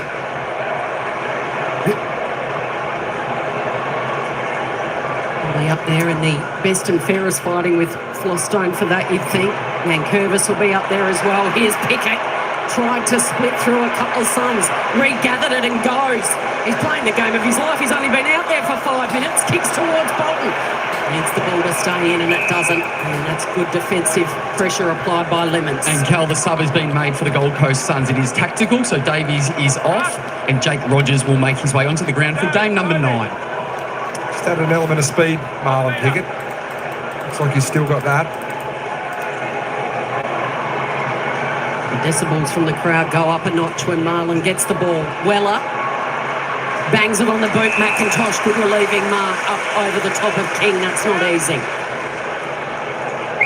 Flostone. Just get one more just before three-quarter time. Bolter in space. And they think their way through this one. Here's the applause. It's the greatest grand final story of all time. Debut kicked that magical goal. It's absolutely brilliant. Here's Pickett. Interesting handball. Baker just had a mini fumble under pressure. Pickett's still going to go, rather. Rioli it is. Rao. Holman. Rogers, who's just come on as the sub. Kaczynski. Now here's Pickett. Dodging and weaving to Prestia. Oh, he's given the 2 number 3s. He's given it straight back to Flanders. Flanders is going to be absolutely KO'd by Nankervis. He'll be feeling every bone in his body right now as Rogers gets a little kick away. Miller. Was he taken high? Umpire doesn't blow his whistle. Back to Miller. This is Toot Miller. A scrappy passage of play on the outer side. Starting to open up at the moment. He feels an important final 90 seconds of this quarter. A goal either way will make a massive difference. Richmond have certainly lifted their energy. Butterick with a bit of composure. Good kick to Holman. They're out. There's a pretty open forward line. Witts has got the hand up. King offers somewhat of a lead, but Bolter gets in the way and they're off and running. Prestia has a ton of space. He just needs a forward to work for him. Instead, he's got the half-back in Rioli. Had a fumble. Taranto's waiting. Wasn't able to get it. And in the end, they go sideways and it'll slow them up. Rioli to Pickett. All through the hands. Real sloppy sort of 60 seconds for both teams. Critical contest. In the end, we get a stoppage. I reckon both teams could have nearly walked the goal in there. the ball must be made of soap at the moment because there's just little critical errors sneaking into this game. They've had their opportunities and still have their opportunities. Which way will this go? It's going to go to Nankervis. I wonder if we'll see a David King handoff here. Well, there's the halfbacks wrapping around. Here we go. Ooh, fake. I like the fake. And he's just going to pop it up for a little 3-quarter kick because it was late. No whistle. Bolton, do you have any magic in him? Rioli. Butterick under pressure. Lukosius, well done. McIntosh played a bit of everywhere today. He's been important. Still a chance. Pick it again into the pocket. Over the head of Mansell. And there'll be one last chance for Richmond before the 3-quarter time siren. They're certainly coming, the Tigers, at the moment. There's plenty of ball being played in the forward half of Richmond. Just got to tidy up going inside 50. I'd love Big Mac to go in and take this hit out. What about Pickett? He's had 7 disposals since being subbed on. Witts down to Collins. Says, just get it out of my territory as the seconds tick down. 3 goals to 1 in Richmond's favour. favour in that third term. They were down by much as 33. The goals to Baker and a couple to Bauer. And the influence of that man, Marlon Pickett, who's got 1 quarter left in his famous AFL career with the great Dusty watching on. Can they fight back from 21 points down?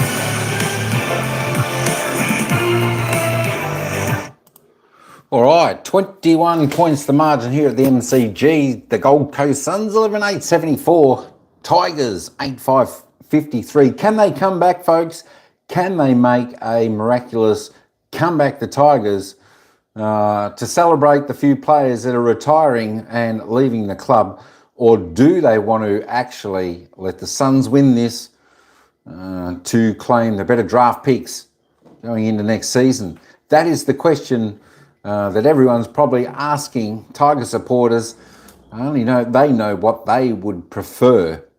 But, I think if I was a Tiger supporter, I'd prefer to probably let the Suns win this one to try and grab the extra draft pick and probably get the top draft pick. That would be pretty good for them. I think they need that with a lot of talent going out of their side at the end of this season.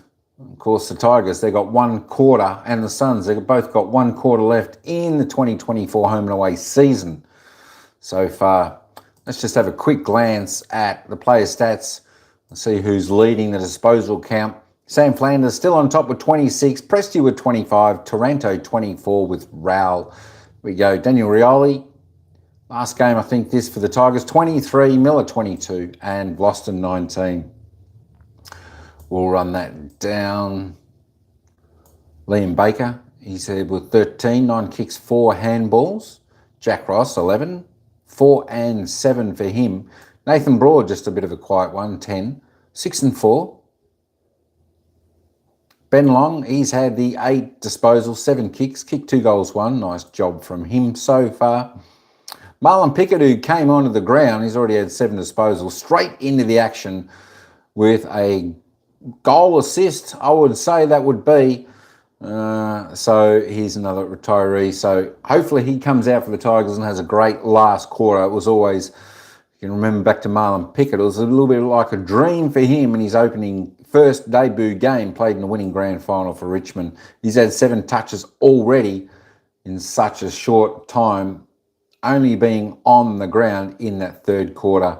Let's have a quick look at the goal scorers. Lukosius 2, Ben Long 2, Sam Flanders 2, Jacob Bauer 2 for the Tigers, Jared Witts, Rioli, that's Morris and Daniel, Mansell, Ben King, Will Graham, Jack Graham, Shai Bolton, Liam Baker, McAndrew and Noah Anderson are all single goal scorers on the ground. The fantasy points, 110. Tim Taranto leads the way there. Matt Rowell and Sam Flanders both on 102 and the rest under 100. All right, we've only got a couple of minutes before the start of the final quarter here. Of course, in that third term, Richmond put on 3 goals, 1, and the Gold Coast Suns just the 1 goal, 2. A little bit scrappy quarter, especially late in the last quarter. But it's good to see both teams having a crack. I think they're just overthinking the ball, not taking clean possession either side late in that third quarter. Let's hope for a ripper of a final quarter. Let's hope it comes down to a kick. Exciting finish for all the fans out there at the ground. So I don't think the crowd's overly big today there. There's possibly about 25,000 people out at the ground at the MCG. Nonetheless, it's a beautiful day out there. 18 degrees at the moment. Sun shining in Melbourne in the best stadium in Australia. We're only about a minute away, and as soon as they come back, I'll take you back to the commentators and they can take us into the final quarter. All right, folks, that's enough from me. Let me take you back to the commentators for the last minute, and then they'll get us going into the final quarter, whereas the Suns by 21 points. 10, they were the most underperforming club in 30 years. Remember that famous interview where he said, oh, yep, we're going to get 75,000 fans and 3 premierships by the end of 2020. Well, guess what? He was a genius. He did it. Let's get down to Nick Dal Santo. Dal, Anderson and Rowell, can they they show the leadership in the middle and keep the Tigers at bay. Absolutely. You look at that first quarter where the game was in the balance. They didn't get to work. They hadn't got their hands on the football. Then you look at the last two quarters, quarters 2 and 3. They have controlled stoppages, contested possession. I'm only metres from the Suns huddle. They're still animated. They're still passionate. They want to play at this last 30 minutes and finish this game off strongly. This will be their greatest winning season, given there is more games this year than we've ever had before. But you got to take it for what it's worth. They are pumped up and need to finish off this game. Thanks for that, Dow. Jack, we saw Brendan Garn a little emotional there. He's going to join your team, the Tassie team, as the inaugural CEO. And just to Barmy, who couldn't be here today, but I'm sure he's at home watching on the couch. Two-time premiership player with the Tigers, won a couple of flags. Coach Norwood, Coach Melbourne, football manager at Collingwood Geelong, and then back at Collingwood and then Richmond, all up 6 flags as a football administrator. Yeah, the big chief getting inducted into the Hall of Fame today. They snuck that one in, invited him to the President's function and then inducted him into the Richmond Hall of Fame. Brendan Gale, so obviously a huge legacy from him as well that finishes up today too. Dusty's rubbing his hands together as we go into this final term. Last 30 minutes of football for the Suns and the Tigers. Yeah, and it might be the last 30 minutes of football for a number of Tigers in the yellow and black. Change is happening. They would want to finish on a positive note. They well and truly back in this contest. 3-1, third term. 21 points down. They need the first goal of this final quarter. That kick's not going to work. They're on the same page as the forwards, and Newland, one of these impressive debutants this season, along with Sam Posey and Will Graham. Jake Rogers, another one out here today that Damien Harvick has got plenty to work with in the years to come. There is another one of those players, Posey. King plays defender on this occasion, knocks it out of bounds. It's a big third term for a couple of Tigers, in particular Daniel Rioli. Had 13 disposals coming off half-back. Vlosten as well, and Prestia was really busy. We know about the influence of Marlon Pickett when he came onto the ground. And they keep that momentum going. Jack Graham, who started so well, kicked the bolt. It's a good one. If he turns and looks, it's an open forward line. Kazitsky's deep. Instead he goes laterally to Pickett. Torpedo. Have a go. Torpedo. He has turned his back. Yes. Torpedo. And Dan Rioli might have just said to him, just let one fly, Marlon. Give the fans what they want. Please kick a torpedo. Marlon Pickett, the sub in his final game. He's holding it like a drop punt. He thinks he might have the journey, but he shanked it. We're going to the pocket. Bauer will fly. Lemon's trying to claim the mark, and in the end he might have conned the umpire into paying it. It's a great sell. The umpire had no idea. Well, Lemons has had the role on Shea Bolton most of the afternoon. He's done a really good job. Bolton has been limited with that calf, heavily bandaged. Kick towards the pack of players. Nankervis has got the hand in. Almost took it away, but Weller wraps him up. Lights on at the MCG. Beautiful Saturday afternoon. Temperature hovering around 20 degrees. Suns looking for their first win at the MCG this year in their only game, as Andrew tried to take on a couple. That tackle there from Nankervis has put Anderson down, is it? And yep. Gee, he looked in a bit of strife with ribs. Witts goes to ground. Pickett. Oh, what about the flick up to Baker? Gives it off to Graham. Maybe the departing players all combining in this passage of play. It bubbles around in there. Chance for Campbell.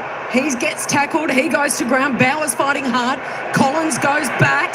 Bearing down is Morris Rioli, putting pressure on. Here comes Pickett again. Everywhere he goes, something happens. Witts, tackled. Weller. Composure. Anderson.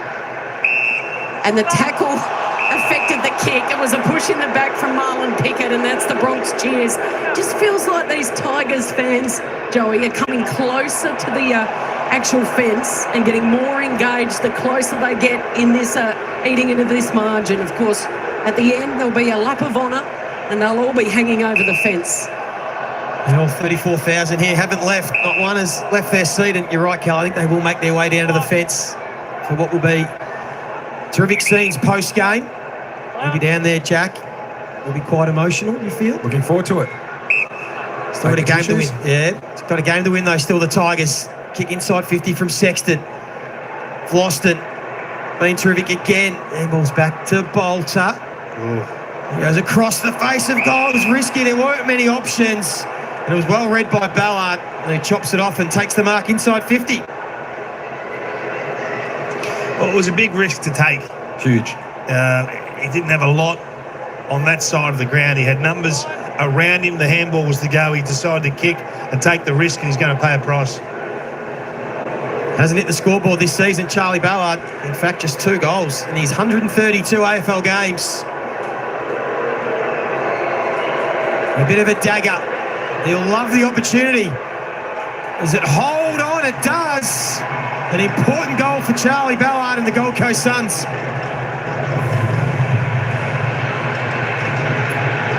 Well, there's the risk versus reward, and Noel Bolter trying to take it out the far side of the ground there for the Tigers to generate some offence and go around the Gold Coast Suns defence. But at a point in time, you've got to decide where the risk isn't worth it, and unfortunately he's taken the risk and a bit of a miss kick there as well. Charlie Ballard just pops up out of nowhere, goes back and knocks home goal number 3 in game 133. There's a reason why Charlie Ballard enjoyed that. He actually goaled on debut as a forward.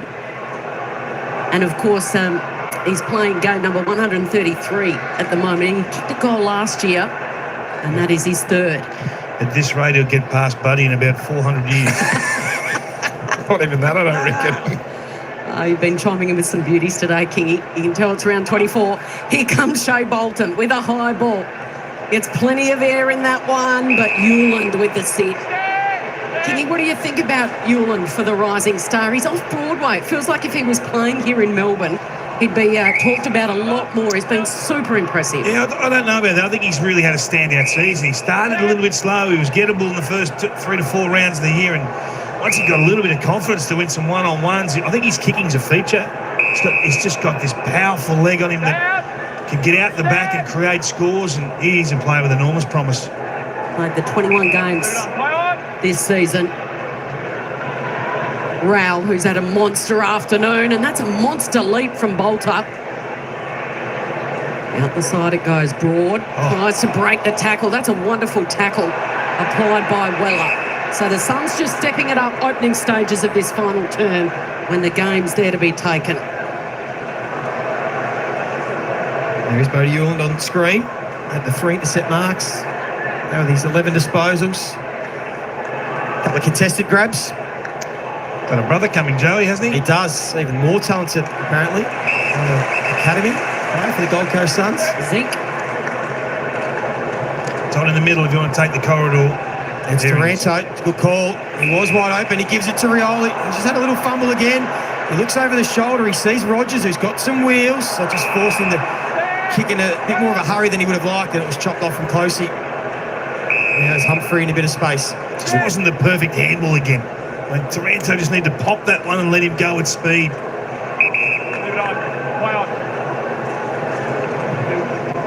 Kicks a low dart from Humphrey, looking for Andrew. Tigers have the numbers. Graham. Well, they have the numbers up around the footy because there's not much forward of the ball. Has to go short. And now they'll try and build it up.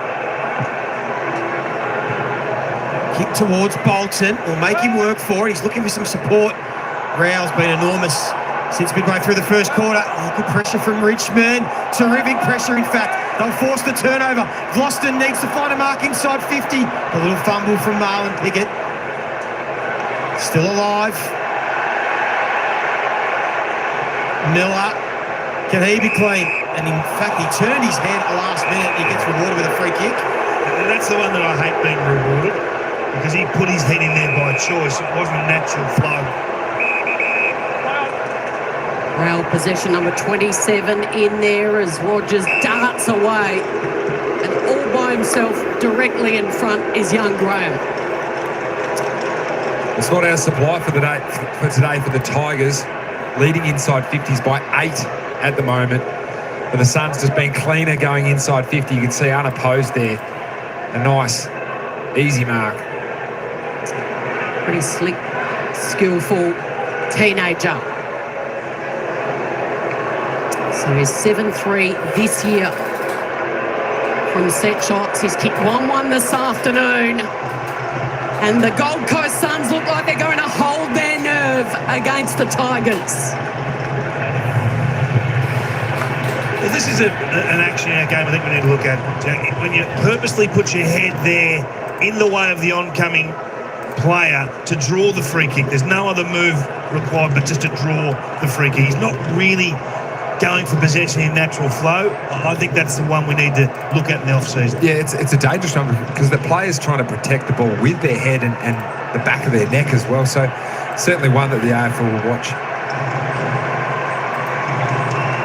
We went through a period of time where we were looking at that sort of driving the head through and they were paying free kicks. That I can't remember the last time I would have thought of one of those being paid as well. So maybe that is something from a player protection point of view. We don't want players using their head as the main protection point for the ball. Will Graham, for the first time in his career, kicks 2 goals in a game. It's been excellent with his set shot kicking today as Gold Coast win another centre clearance. McIntosh, he moved to half-back. He's had some good moments. Got it up to the distributor in short, who kicks it long, and only as far as Yulan's. Intercept mark number 4 for Bodie. And here's the sub for the Suns, Rogers. Miller, disposal number 26. Typical names, Anderson, Miller, Rowell and Flanders have all been the big ball winners. Yeah, I think the last goal has broken the Tigers. Their spirit, their will to run and stay invested in this result. There's space everywhere out there now. Anderson's going to drive it into the pocket. King's going to have to beat a couple. Bolter right there. We've seen the Bolter-King matchup, King, because he started on fire. Ben King kicked the first goal of the game and Noah Bolter looked to have been giving him a big leg rope, but only 5 disposals for the day for Ben King. He's been good, Bolter. I think he's a very good AFL backman. He's got to get rid of those howler mistakes that cost the team goals. 4 intercept marks as well for Noah Bolter. And the ball spills out to Long. Could have kicked another one. He's missed. You could hear the groan there from David King, just getting forward side from a defensive point of view. Nathan Broad was the one attracted to the stoppage and just let Ben Long get out the back. Just that defensive mentality was lapsed there. So now it's the biggest lead for the game. 34 points, 12 minutes to play for these Tigers. Got to go. Got to play on. Yeah, got to play with dare. Happy to chip, aren't they? Hopper hears you. Goes straight down the corridor. Bolton needs a little bit of luck. He applies a tackle on Lemons. It was all legal. It'll be a ball up.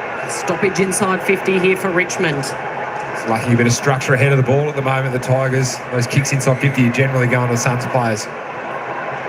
Now Curvis going to almost have it down to his own advantage. He puts his body in on this pack, a tangle of arms and legs with the big man on the top of the pile-up.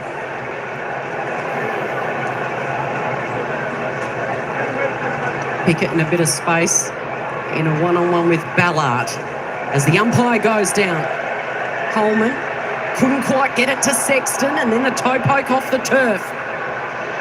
It's going to sit here for Hopper. Lovely little fake one way, and he goes again. He's turning his player inside out. Into the pocket he goes, off hands, slapped down by Lemons. Rogers turned into trouble. Taranto wraps him up. I've seen most of this year, Jack, Richmond have gone with a bit of a makeshift forward line. They've tried Bolter. Tom Brown was a name you mentioned earlier. Do you see him as a forward long term? Would you like him settled in defence? No, I think he's going to be a good half forward for Richmond. Chopped off from Prestia. They're away and running. The Suns, Taranto, Rioli's already kicked one. Can he give the crowd one more special moment on the MCG? He's kicked a couple, and he's probably been their best today. And it's back to 28 points. Fascinating matchup it's been all day. Rioli and Flanders just knows when to hold them and when to fold them. Goes at the right time here again. Just that perfect distance. 6-7 metre handball off traffic. 16 handball receives in his 25 disposals. 16. That's a big number. That is a big number. 2 goals and 6 score involvements from a half-back flanker. You don't get much more than that. That's Peter Burgoyne territory 16.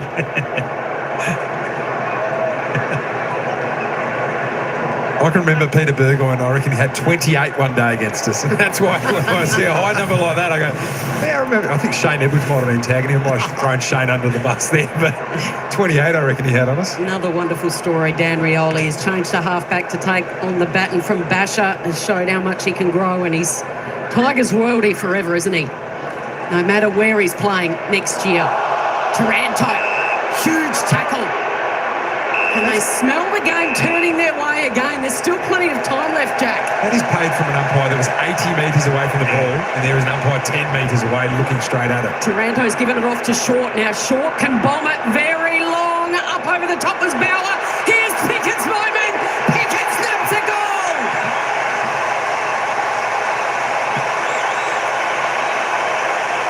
The greatest grand final story in history.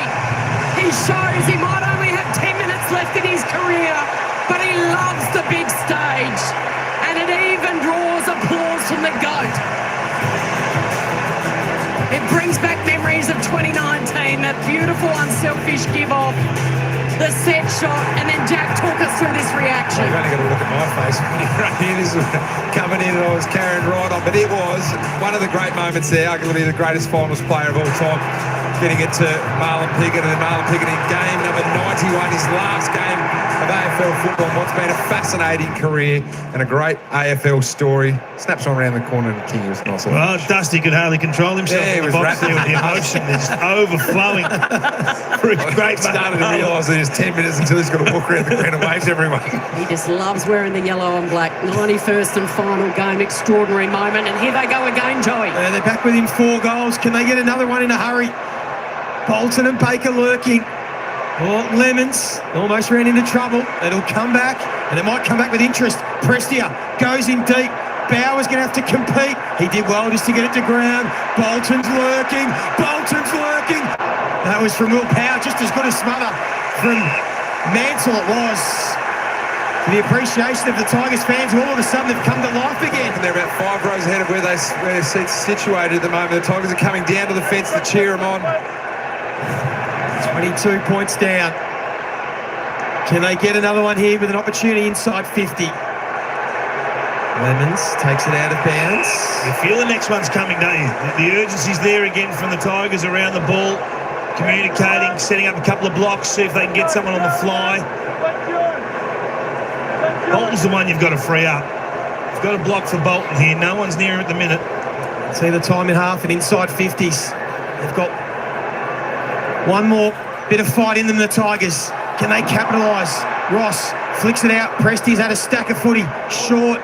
It's going to be a high ball. Who wants to stand under it? And it's going to be Bauer. The young man stood tall. He's already kicked a couple. He's shown that he's a pretty good set shot. And this to get the Tigers back within 16 points. With still plenty of time. Extraordinary mark there by Jacob Bauer. Just to stand under a big contest there. Collins, who was in the right position, the ball just sailed over his head and Bauer just plucked it. Great block from Mansell. Big moment this. Is it a changing of the guard? Some of the superstars retiring, the youngsters looking to take over, and he couldn't finish on that occasion. Well, they're in this match. They're right back in this match. The crowd's involved. Need a couple of turnovers here. Got to force the Suns into a bit of pressure. Powder Graham on the kick in. The youngsters in 2 minds. Closey bearing down McIntosh. Took him high. Come back. Closey gets a free. Can't afford to lose their head here, the Tigers, and give up an easy one. Momentum's all in their direction. At least the free kick slowed it down. There a chance here. Force them long down the line. Sharon's in good hands. Anderson puts plenty of air in that kick. He skies it towards Vlosten. Camped at the drop. Such a strong player. Speaking of strength, look at this. Breaks the tackle, gets the handball over the top to Long. Graham's involved. Here's a chance, Lukosius. Oh, wonderful smother by Broad. Brilliant, desperate action. And it bobbles off the body of McIntosh. Desperation personified this. That's awesome. Nathan Broad committing to the club for a further 3 years. Bolter to go against Witts. Witts goes at it with one hand. Witts goes again. Into space he goes. Goes past Lukosius. Ralph Smith would be able to scoop it up to Rioli. That's Dan Rioli, and now Shaw. He's got time. Assesses the options. It's the right option. Out to Ross, and he can go. He's got a runner on the inside. He eventually goes there. Oh, it was too late. It was stolen by Sexton. Sexton goes looking for long. Broad, brilliant again. Last line of defence, although the handball might come unstuck. Andrew had a sniff. Tigers are there. Miller, Vlostone. McIntosh says, leave it, give it to me, you keep running. And now Vlostone's going to drive it out of the defensive 50. He just has to wait, though. He needs his forwards to set up Taranto. Have to stand under it, he did. Strong mark. Now they've got an opportunity to go forward. Shorts kick for Kaczynski, who just lays back on it and kicks a high ball and says to young Bauer, go again. Pickett and Baker go hard. And they went a bit too hard, in fact. The crowd don't like it. They wanted contact below the knees there, Marlon Pickett. Umpire saw it differently. Powell will go to Noah Anderson again, who just wants to slow it down. Yeah, they've stopped here, the Suns. They've gone into that save game mentality. It's where it can get dangerous for you. Got to force a turnover here. Got to force them long down the line and see if we can win the ball back. Here is an opportunity. Vloston, another strong mark. Been doing it all season long, in fact, all career long. And they're going to have to try and switch. Get it to the open side. Broad's the runner. A kick from short made it difficult. Broad had a fumble. Now it's a big 2v2 ball. Ross. Holman. Broad had to go hard, but so did Humphrey. And then a clever tap on will set up the opportunity for goal for Ben Long. Well done, Bailey Humphrey. Long will go in and kick his third. And that might be it.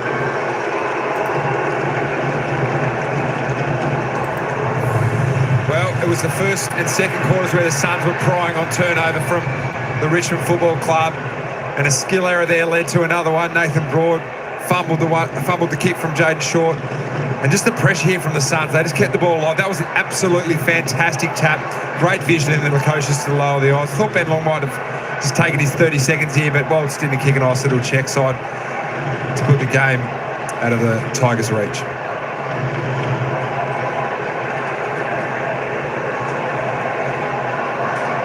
Showed some great signs today, Bailey Humphrey. He's got something to work with in the off-season. Tough season, but 9 disposals today.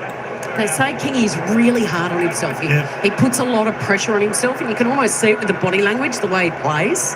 Has such an influence on the game, though, when he's in this mood. Graham exploding out of the centre, and the bounce was a little awkward, but he's got time to regather. When I see the 34, I think of that 2017 grand final with 3 goals up against Rory Sloane. It's his childhood hero, Jack Graham. Had posters of Rory Sloane on his bedroom wall, and Rory Sloane kicked that first goal in the grand final. A couple early, Rory Sloane. Yep. And then Jack Graham coming back. What was it, his 5th or 6th game, I think, Jack? Incredible. There's a chance for the Tigers. Ralph Smith, back to Graham, to McIntosh. Oh, he went one way then the other, and Graham just went straight at him. Graham for the Suns, and Newland sees it over.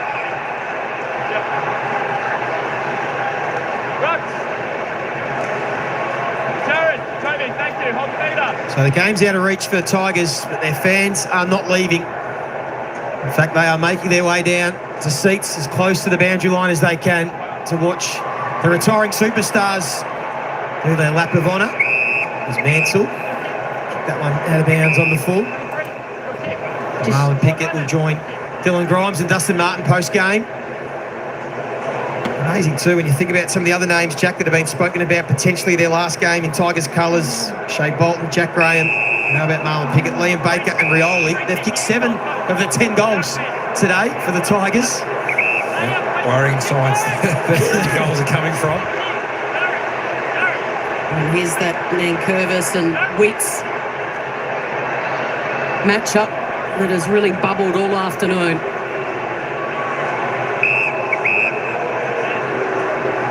Just see how much the dynasty and the joy over the last few years, what it means to these fans, the fact that there's 34,557 and they haven't moved till the very end.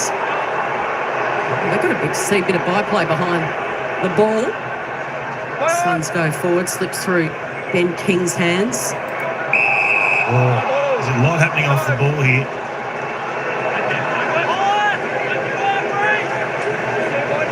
Yeah. Two ruckman tangle.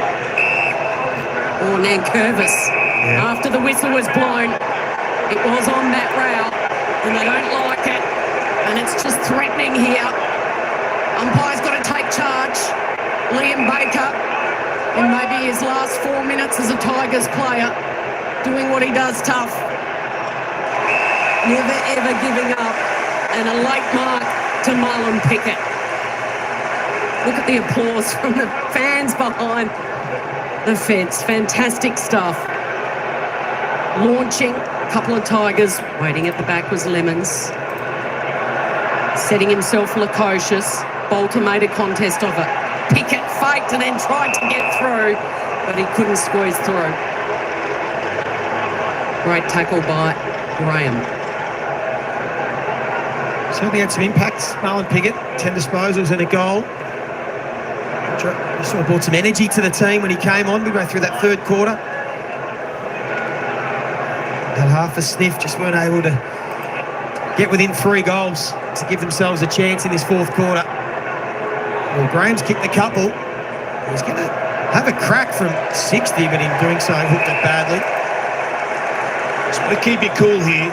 I don't want to affect season 2025 with a late report and something silly. Yeah, it's a good point, Kingy. I'd be getting Mansell off the ground. He's just on the edge at the moment. And there's a few of them on the edge. They're looking for that siren.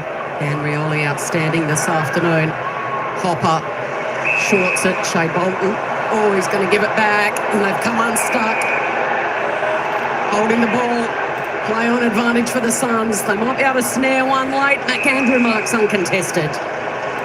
What a star he's been since he moved up forward under Damien Hardwick.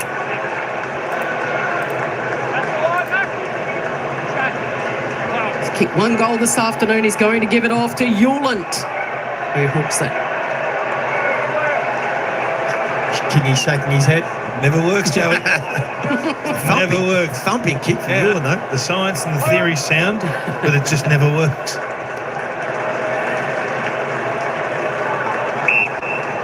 There's Liam Baker. Really been the heart and soul of this footy club for a while. Prestia, Rioli. Oh, it's an aggressive kick in ball, looking for Shea Bolton, who made it work, made it look good. Wants to find a mark inside 50, but it's chopped off again by Closey. He's been excellent today. A lot was made of when Damien Hardwick said 80% of the premiership list is already at the Suns. I think the more you see and the more you invest in this footy club, I think it's there. I think you can see it. Sure, there's a couple of spots I'd love to fill, and they'll do some of that in this off-season. But I think they're on the move. Yeah, there's massive upside with this group. We've spoken about Humphrey, there he is. He's one. Lukosius, a lot of talk about his future, whether it's in Suns colours or back in South Australia. But certainly when you think about the upside in Ben King and Charlie Ballard, McAndrew, and Will Graham and Will Powell, these sorts of guys. Flanders could go to another level. He's had 14 score involvements. Yeah. Sam Flanders, 6 score assists, which is a record for the Gold Coast Suns. Well, that matchup will probably be best on ground and second best on ground. Yep, Flanders again involved. The tumbles towards McAndrew. So Flanders probably BOG and Rioli, who's been his opponent for the day, second best on ground. They're the sort of games you like to play in, Joey. 28-2 for Dan Rioli off half-back and 29-2 for Flanders playing at half-forward. Tip down inside the final minute and a half. Rioli. Short will go. Short to Taranto. And again, looks up and sees a forward structure that just doesn't quite have a key target there at the moment. We know Tom Lynch has He's been such an important player. Hardly been able to get out there. They'll be hoping to get him back next year. Tom Brown, Gibcus. Got some tools back into this side. Baker will give away the free kick. Crowd still invested in this one, even though we tick down inside the final 40 seconds, and it's the Gold Coast Suns that are holding on to this 28-point lead.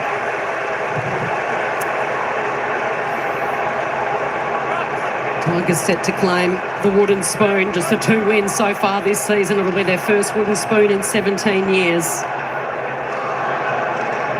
Damien Hardwick inflicting the Tigers' 21st loss of the season.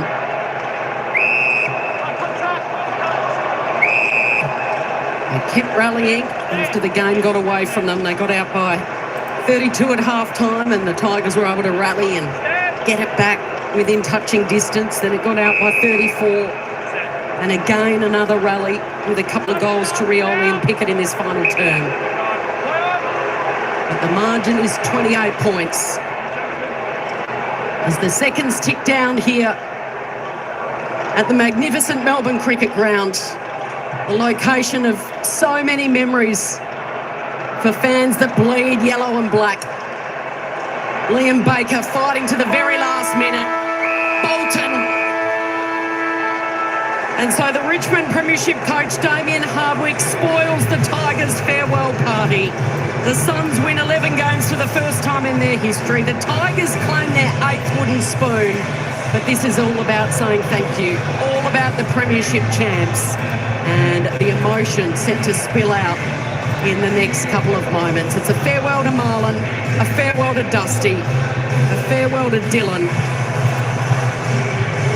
And the final margin, 28 points. Something to hang their hat on as they head into a long summer, David King. Yeah, I thought they were excellent today when they really challenged the Suns they boarded in terms of their midfield getting rolling. Rao was terrific with 8 clearances, 29 disposals. Flanders versus Rioli was the matchup in the end that dictated the fortunes for both clubs. Flanders walks away with 29 disposals, 14 of those going on the scoreboard. That is some sort of day, 2 goals too. And we spoke at half-time, Joe. You can make a heavy case, a strong case. Flanders right now is their most important player, their number one asset. It was a clinical performance in the midfield. Anderson doing the job. Miller there for the ride. But they were terrific today. Nick Dal Santo is with that man. Noah Anderson. Dal. Noah, a little bit of an arm wrestle in that first quarter, then you sort of controlled it after that fact. How important was, for your group, how important was it to finish off the season strong? Well, the utmost importance. We've had a little bit of an inconsistent year, so it's a great way to finish for us and take some momentum into next year. Any small comfort that it was your most successful win-loss ratio-wise that you've ever had at the club? Yeah, absolutely. I mean, internally we can see real progress. I mean, for me personally, this is the best footy that I've played in this team, for this team, if that makes sense. So it's the best we've played as a unit. A couple costly results during the year that probably hurt us a little bit, but our process has been good. And we're looking forward to the future. I think from the outside we can all see the brand of football that you're playing, and we've seen that improvement and that growth. Where does the growth come from next year? If you have to stand right now, where do you see that improvement going? A little bit of everything. I think this year with the new system we've had some letdowns and some frustrations and some growing pains a little bit. And every week it was kind of a different problem that was popping up that we had to fix. But what it showed was when the problem came up, we went and worked on it and we got better at it. So I feel like we've covered most of the bases of our game now. So we're just ready to play some consistent footy and really get after it. One of the other big storylines was the inability to win away from home. You've had 2 in the last couple of weeks. How important is that for the future? Extremely important as well. I think as a young group, that's something we had to go through, and it was really, really frustrating. I mean, we were working so hard, but we weren't getting the results. So internally, it was a really hard year in terms of that. So to finish off the year with 2 wins shows that the group was really determined to turn that. You had a fantastic year yourself with a couple of other midfielders. What do you do from here? How do you relax? What do you do to get away before you ultimately launch into another season? Not too sure. Just relax. Have a couple of beers tonight and just put the feet up for a little bit, and then we'll get better in the off-season as well. Appreciate your time. Fantastic. On a great year. Let's go celebrate some of the Tigers that are finishing up. Thank you.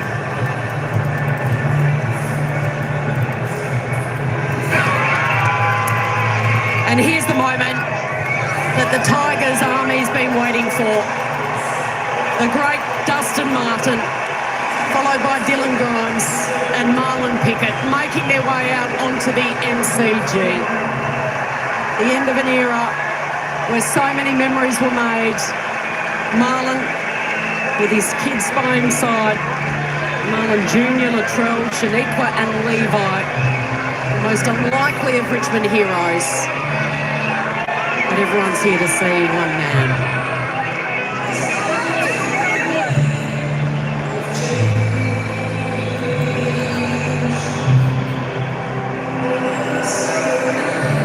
Three Premiership Cup. All right, folks, there we go.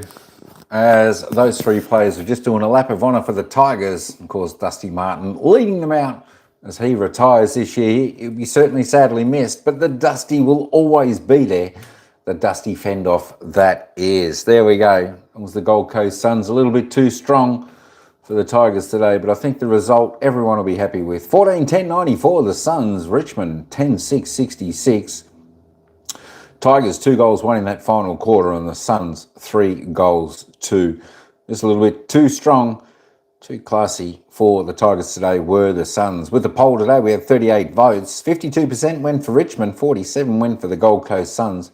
It was a tight one. It was a toss-up. We didn't really know who was going to win this game, but we found out, and of course, that was the Gold Coast Suns. Let's have a quick look, folks, at the team disposals before we head off for this one. It was Don Prestier, he headed the table with 33. Tuke Miller was the best for the Suns, 31. And then we run down Taranto, Rioli, Anderson, all on 30. Matt Rowell, 29 with Flanders. Jared Witts with 19. Good job from him. Good job for the big man. 5 kicks, 14 handballs, 2 marks, 3 tackles, 46 hitouts, 4 clearances with a goal. Tell you what, I'm sure he will gather some votes for this game. That was a pretty good game by Witts today. Let's roll down a little bit more. We'll see where everyone ended up. There are the stats for your players for Richmond and, of course, the Gold Coast Suns. We go up there, just want to have a look and see. I was trying to find Marlon Pickett, but I can't find him. That's okay. No worries. 7, I think he'd be somewhere. Just wanted to see what he ended up with. Marlon Pickett, there, he ended up with 10. So he only got 3 touches in that final quarter as a retiree. So well done to him. Well done to the other players. Ben Long was the leading goal scorer on the ground with 3 goals. Dan Rioli with 2. Lucas with 2. Lukosius with 2. Graham 2. Flanders 2. Jake Bauer 2. Single goal scorers, all 2. Witts, Rioli, Pickett, Mansell, King, Graham, Bolton, Ballard, Parker, Andrew, Anderson. They were the goal scorers on the game. The fantasy points, Tim Taranto leads the table with 145. Noah Anderson next best on 123. Dan Rioli 122. Rao 122. There we go. Sam Flanders 111. Just a quick look at the team stats. If you want to have a browse, I'll just roll through them quickly. And Tigers just on top in that department. 11 inside 50s more. Inside 50 efficiency went, of course, to the Suns. Free kicks, 8 more to the Suns. The hit-outs, the Suns dominated in that area, but the Tigers dominated in the centre clearances and were better in the clearances in general. Contested possessions, all are roughly around the same. Not much difference in the uncontested. Turnovers, pretty similar.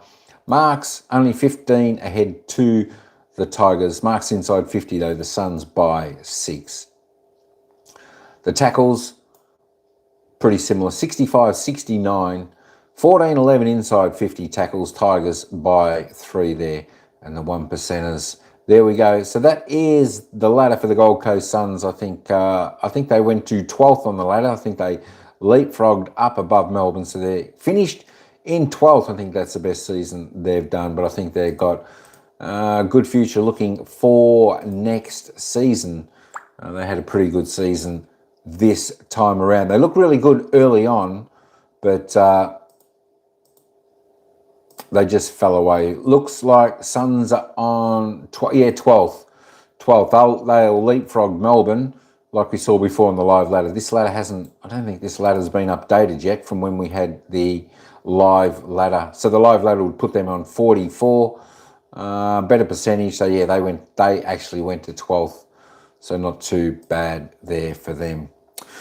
All right, folks, that's about all I've got for this one. I'll leave this running for a couple of minutes just so people can see the scoreboard when they come on in.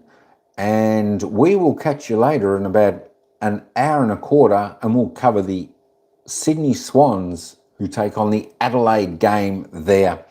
So that should be a cracker, and we'll keep you up to date on the scores for the Brisbane Essendon game also, that's going to be played roughly around the same time as the Sydney Adelaide game. All right, folks, thanks for tuning in. Cheers, Paul. Thanks everyone for coming in, and we'll see you not too far away when we cover the Sydney Adelaide game.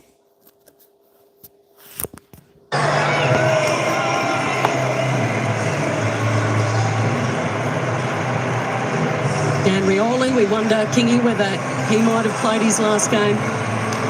Well, it was a ripper if he did. It was a treat. He played it as if he knew it was his last game, didn't he? Yeah, he gave the lot. Absolutely gave the lot for his mates.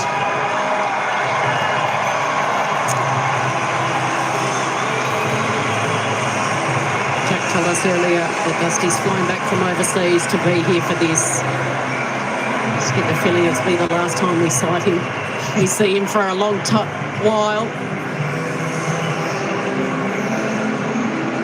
Let's get down to Jack now with his great mate, Dustin Martin, and Dylan Grimes and Marlon Pickett. Yes, thank you very much, guys. Great to be down here. Well, I spoke to you after your 300th game, and people sensed that the end was near. The end is here now. How are you feeling? Yeah, pretty emotional and just it's pretty surreal. It feels a little bit weird. I think after today, it'll probably really sink in. As everyone knows, I love the club so much. I love you all so much. I'm going to miss the place so much. Just so grateful to be a Tiger. You've had a massive impact on people's lives. There's 34,000 in our house, 93,000 turned up to your 300th game. Have you got a favourite moment, one that you'll look back on fondly? Oh, there's been too many awesome moments over the journey, but you know, you can't go past the OG flag 2017. That was pretty bloody special. And finally, mate, is there anything you'd like to say to the Tiger faithful that have followed you over your career? As I've said, I love you all so much. I've been so loved and supported. I love you all so much. Thank you. Thank you for everything. Grimesy, pick 2 in the 2010 pre-season draft, coming from a long way back to retire now, 200-plus games, a 3-time premiership player, a captain of the football club. How are you feeling? Oh, it's a really bittersweet moment. On one hand, I'm really sad to say goodbye to all of this, to the best fans in the world. But on the other hand, I've been blessed with so many great moments throughout my career, and I can't be anything but content with what's happened. So, yeah, I'm bittersweet but thrilled at the same time. And it hasn't been quite public, but it has been a gruelling year for you. What does it mean to actually get back here to the ground to retire in front of the Richmond faithful? Yeah, to be honest, it does mean a lot, and I appreciate the club for making such a big deal out of this for me personally and my family. It is a big moment for me to be back from surgery and be back out here on again, something I didn't think would happen. So, yeah, just thanks everyone for the support. It's been a great week. I really appreciate it.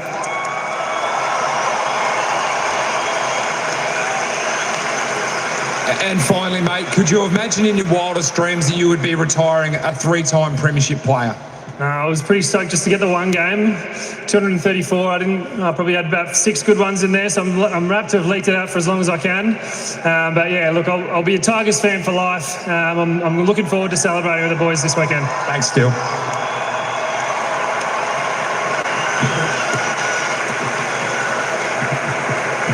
And one of the great football stories, great Richmond stories, Marlon Pickett, you retire on 91 games, came into the game and injected a fair bit late. Your story is a fantastic one. It's an amazing story, mate.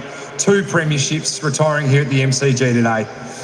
Yes, it's been a pleasure. Tiger Army, couldn't thank you enough. Love you guys. And to do a lap of honour with these 2 legends up here, Dusty and Grimes, honour of mine. I would never thought I would be doing that with you guys. yeah, so many precious memories here. I'm a Richmond Tiger for life, and yeah, thanks for the opportunity. And Marlon, yours is, as I mentioned, a unique story into the AFL. What advice would you give to anyone that doesn't get drafted the first time and goes through a unique pathway to hopefully end up where you've ended up? Yeah, keep consistent, never give up on your dreams. You just never know. When you feel like quitting and you do the extra little bit, then the opportunities come through. To be the last game in front of you guys, we love you, appreciate you. Yeah, it's an honour. And finally, you've moved across from Western Australia. Brought Jess and your 4 children across. What impacts the Richmond Football Club had on your family? Yeah, I'm really honoured. It's a really family club. Made my family feel welcomed. Coming from the other side of Australia. Just the kids, love you. More time with you, so looking forward to it. Thank you very much, Marlon. Really appreciate it. There you go, Richmond faithful and people at home. Your 3 retiring greats, Dustin Martin, Dylan Grimes, and Marlon Pickett.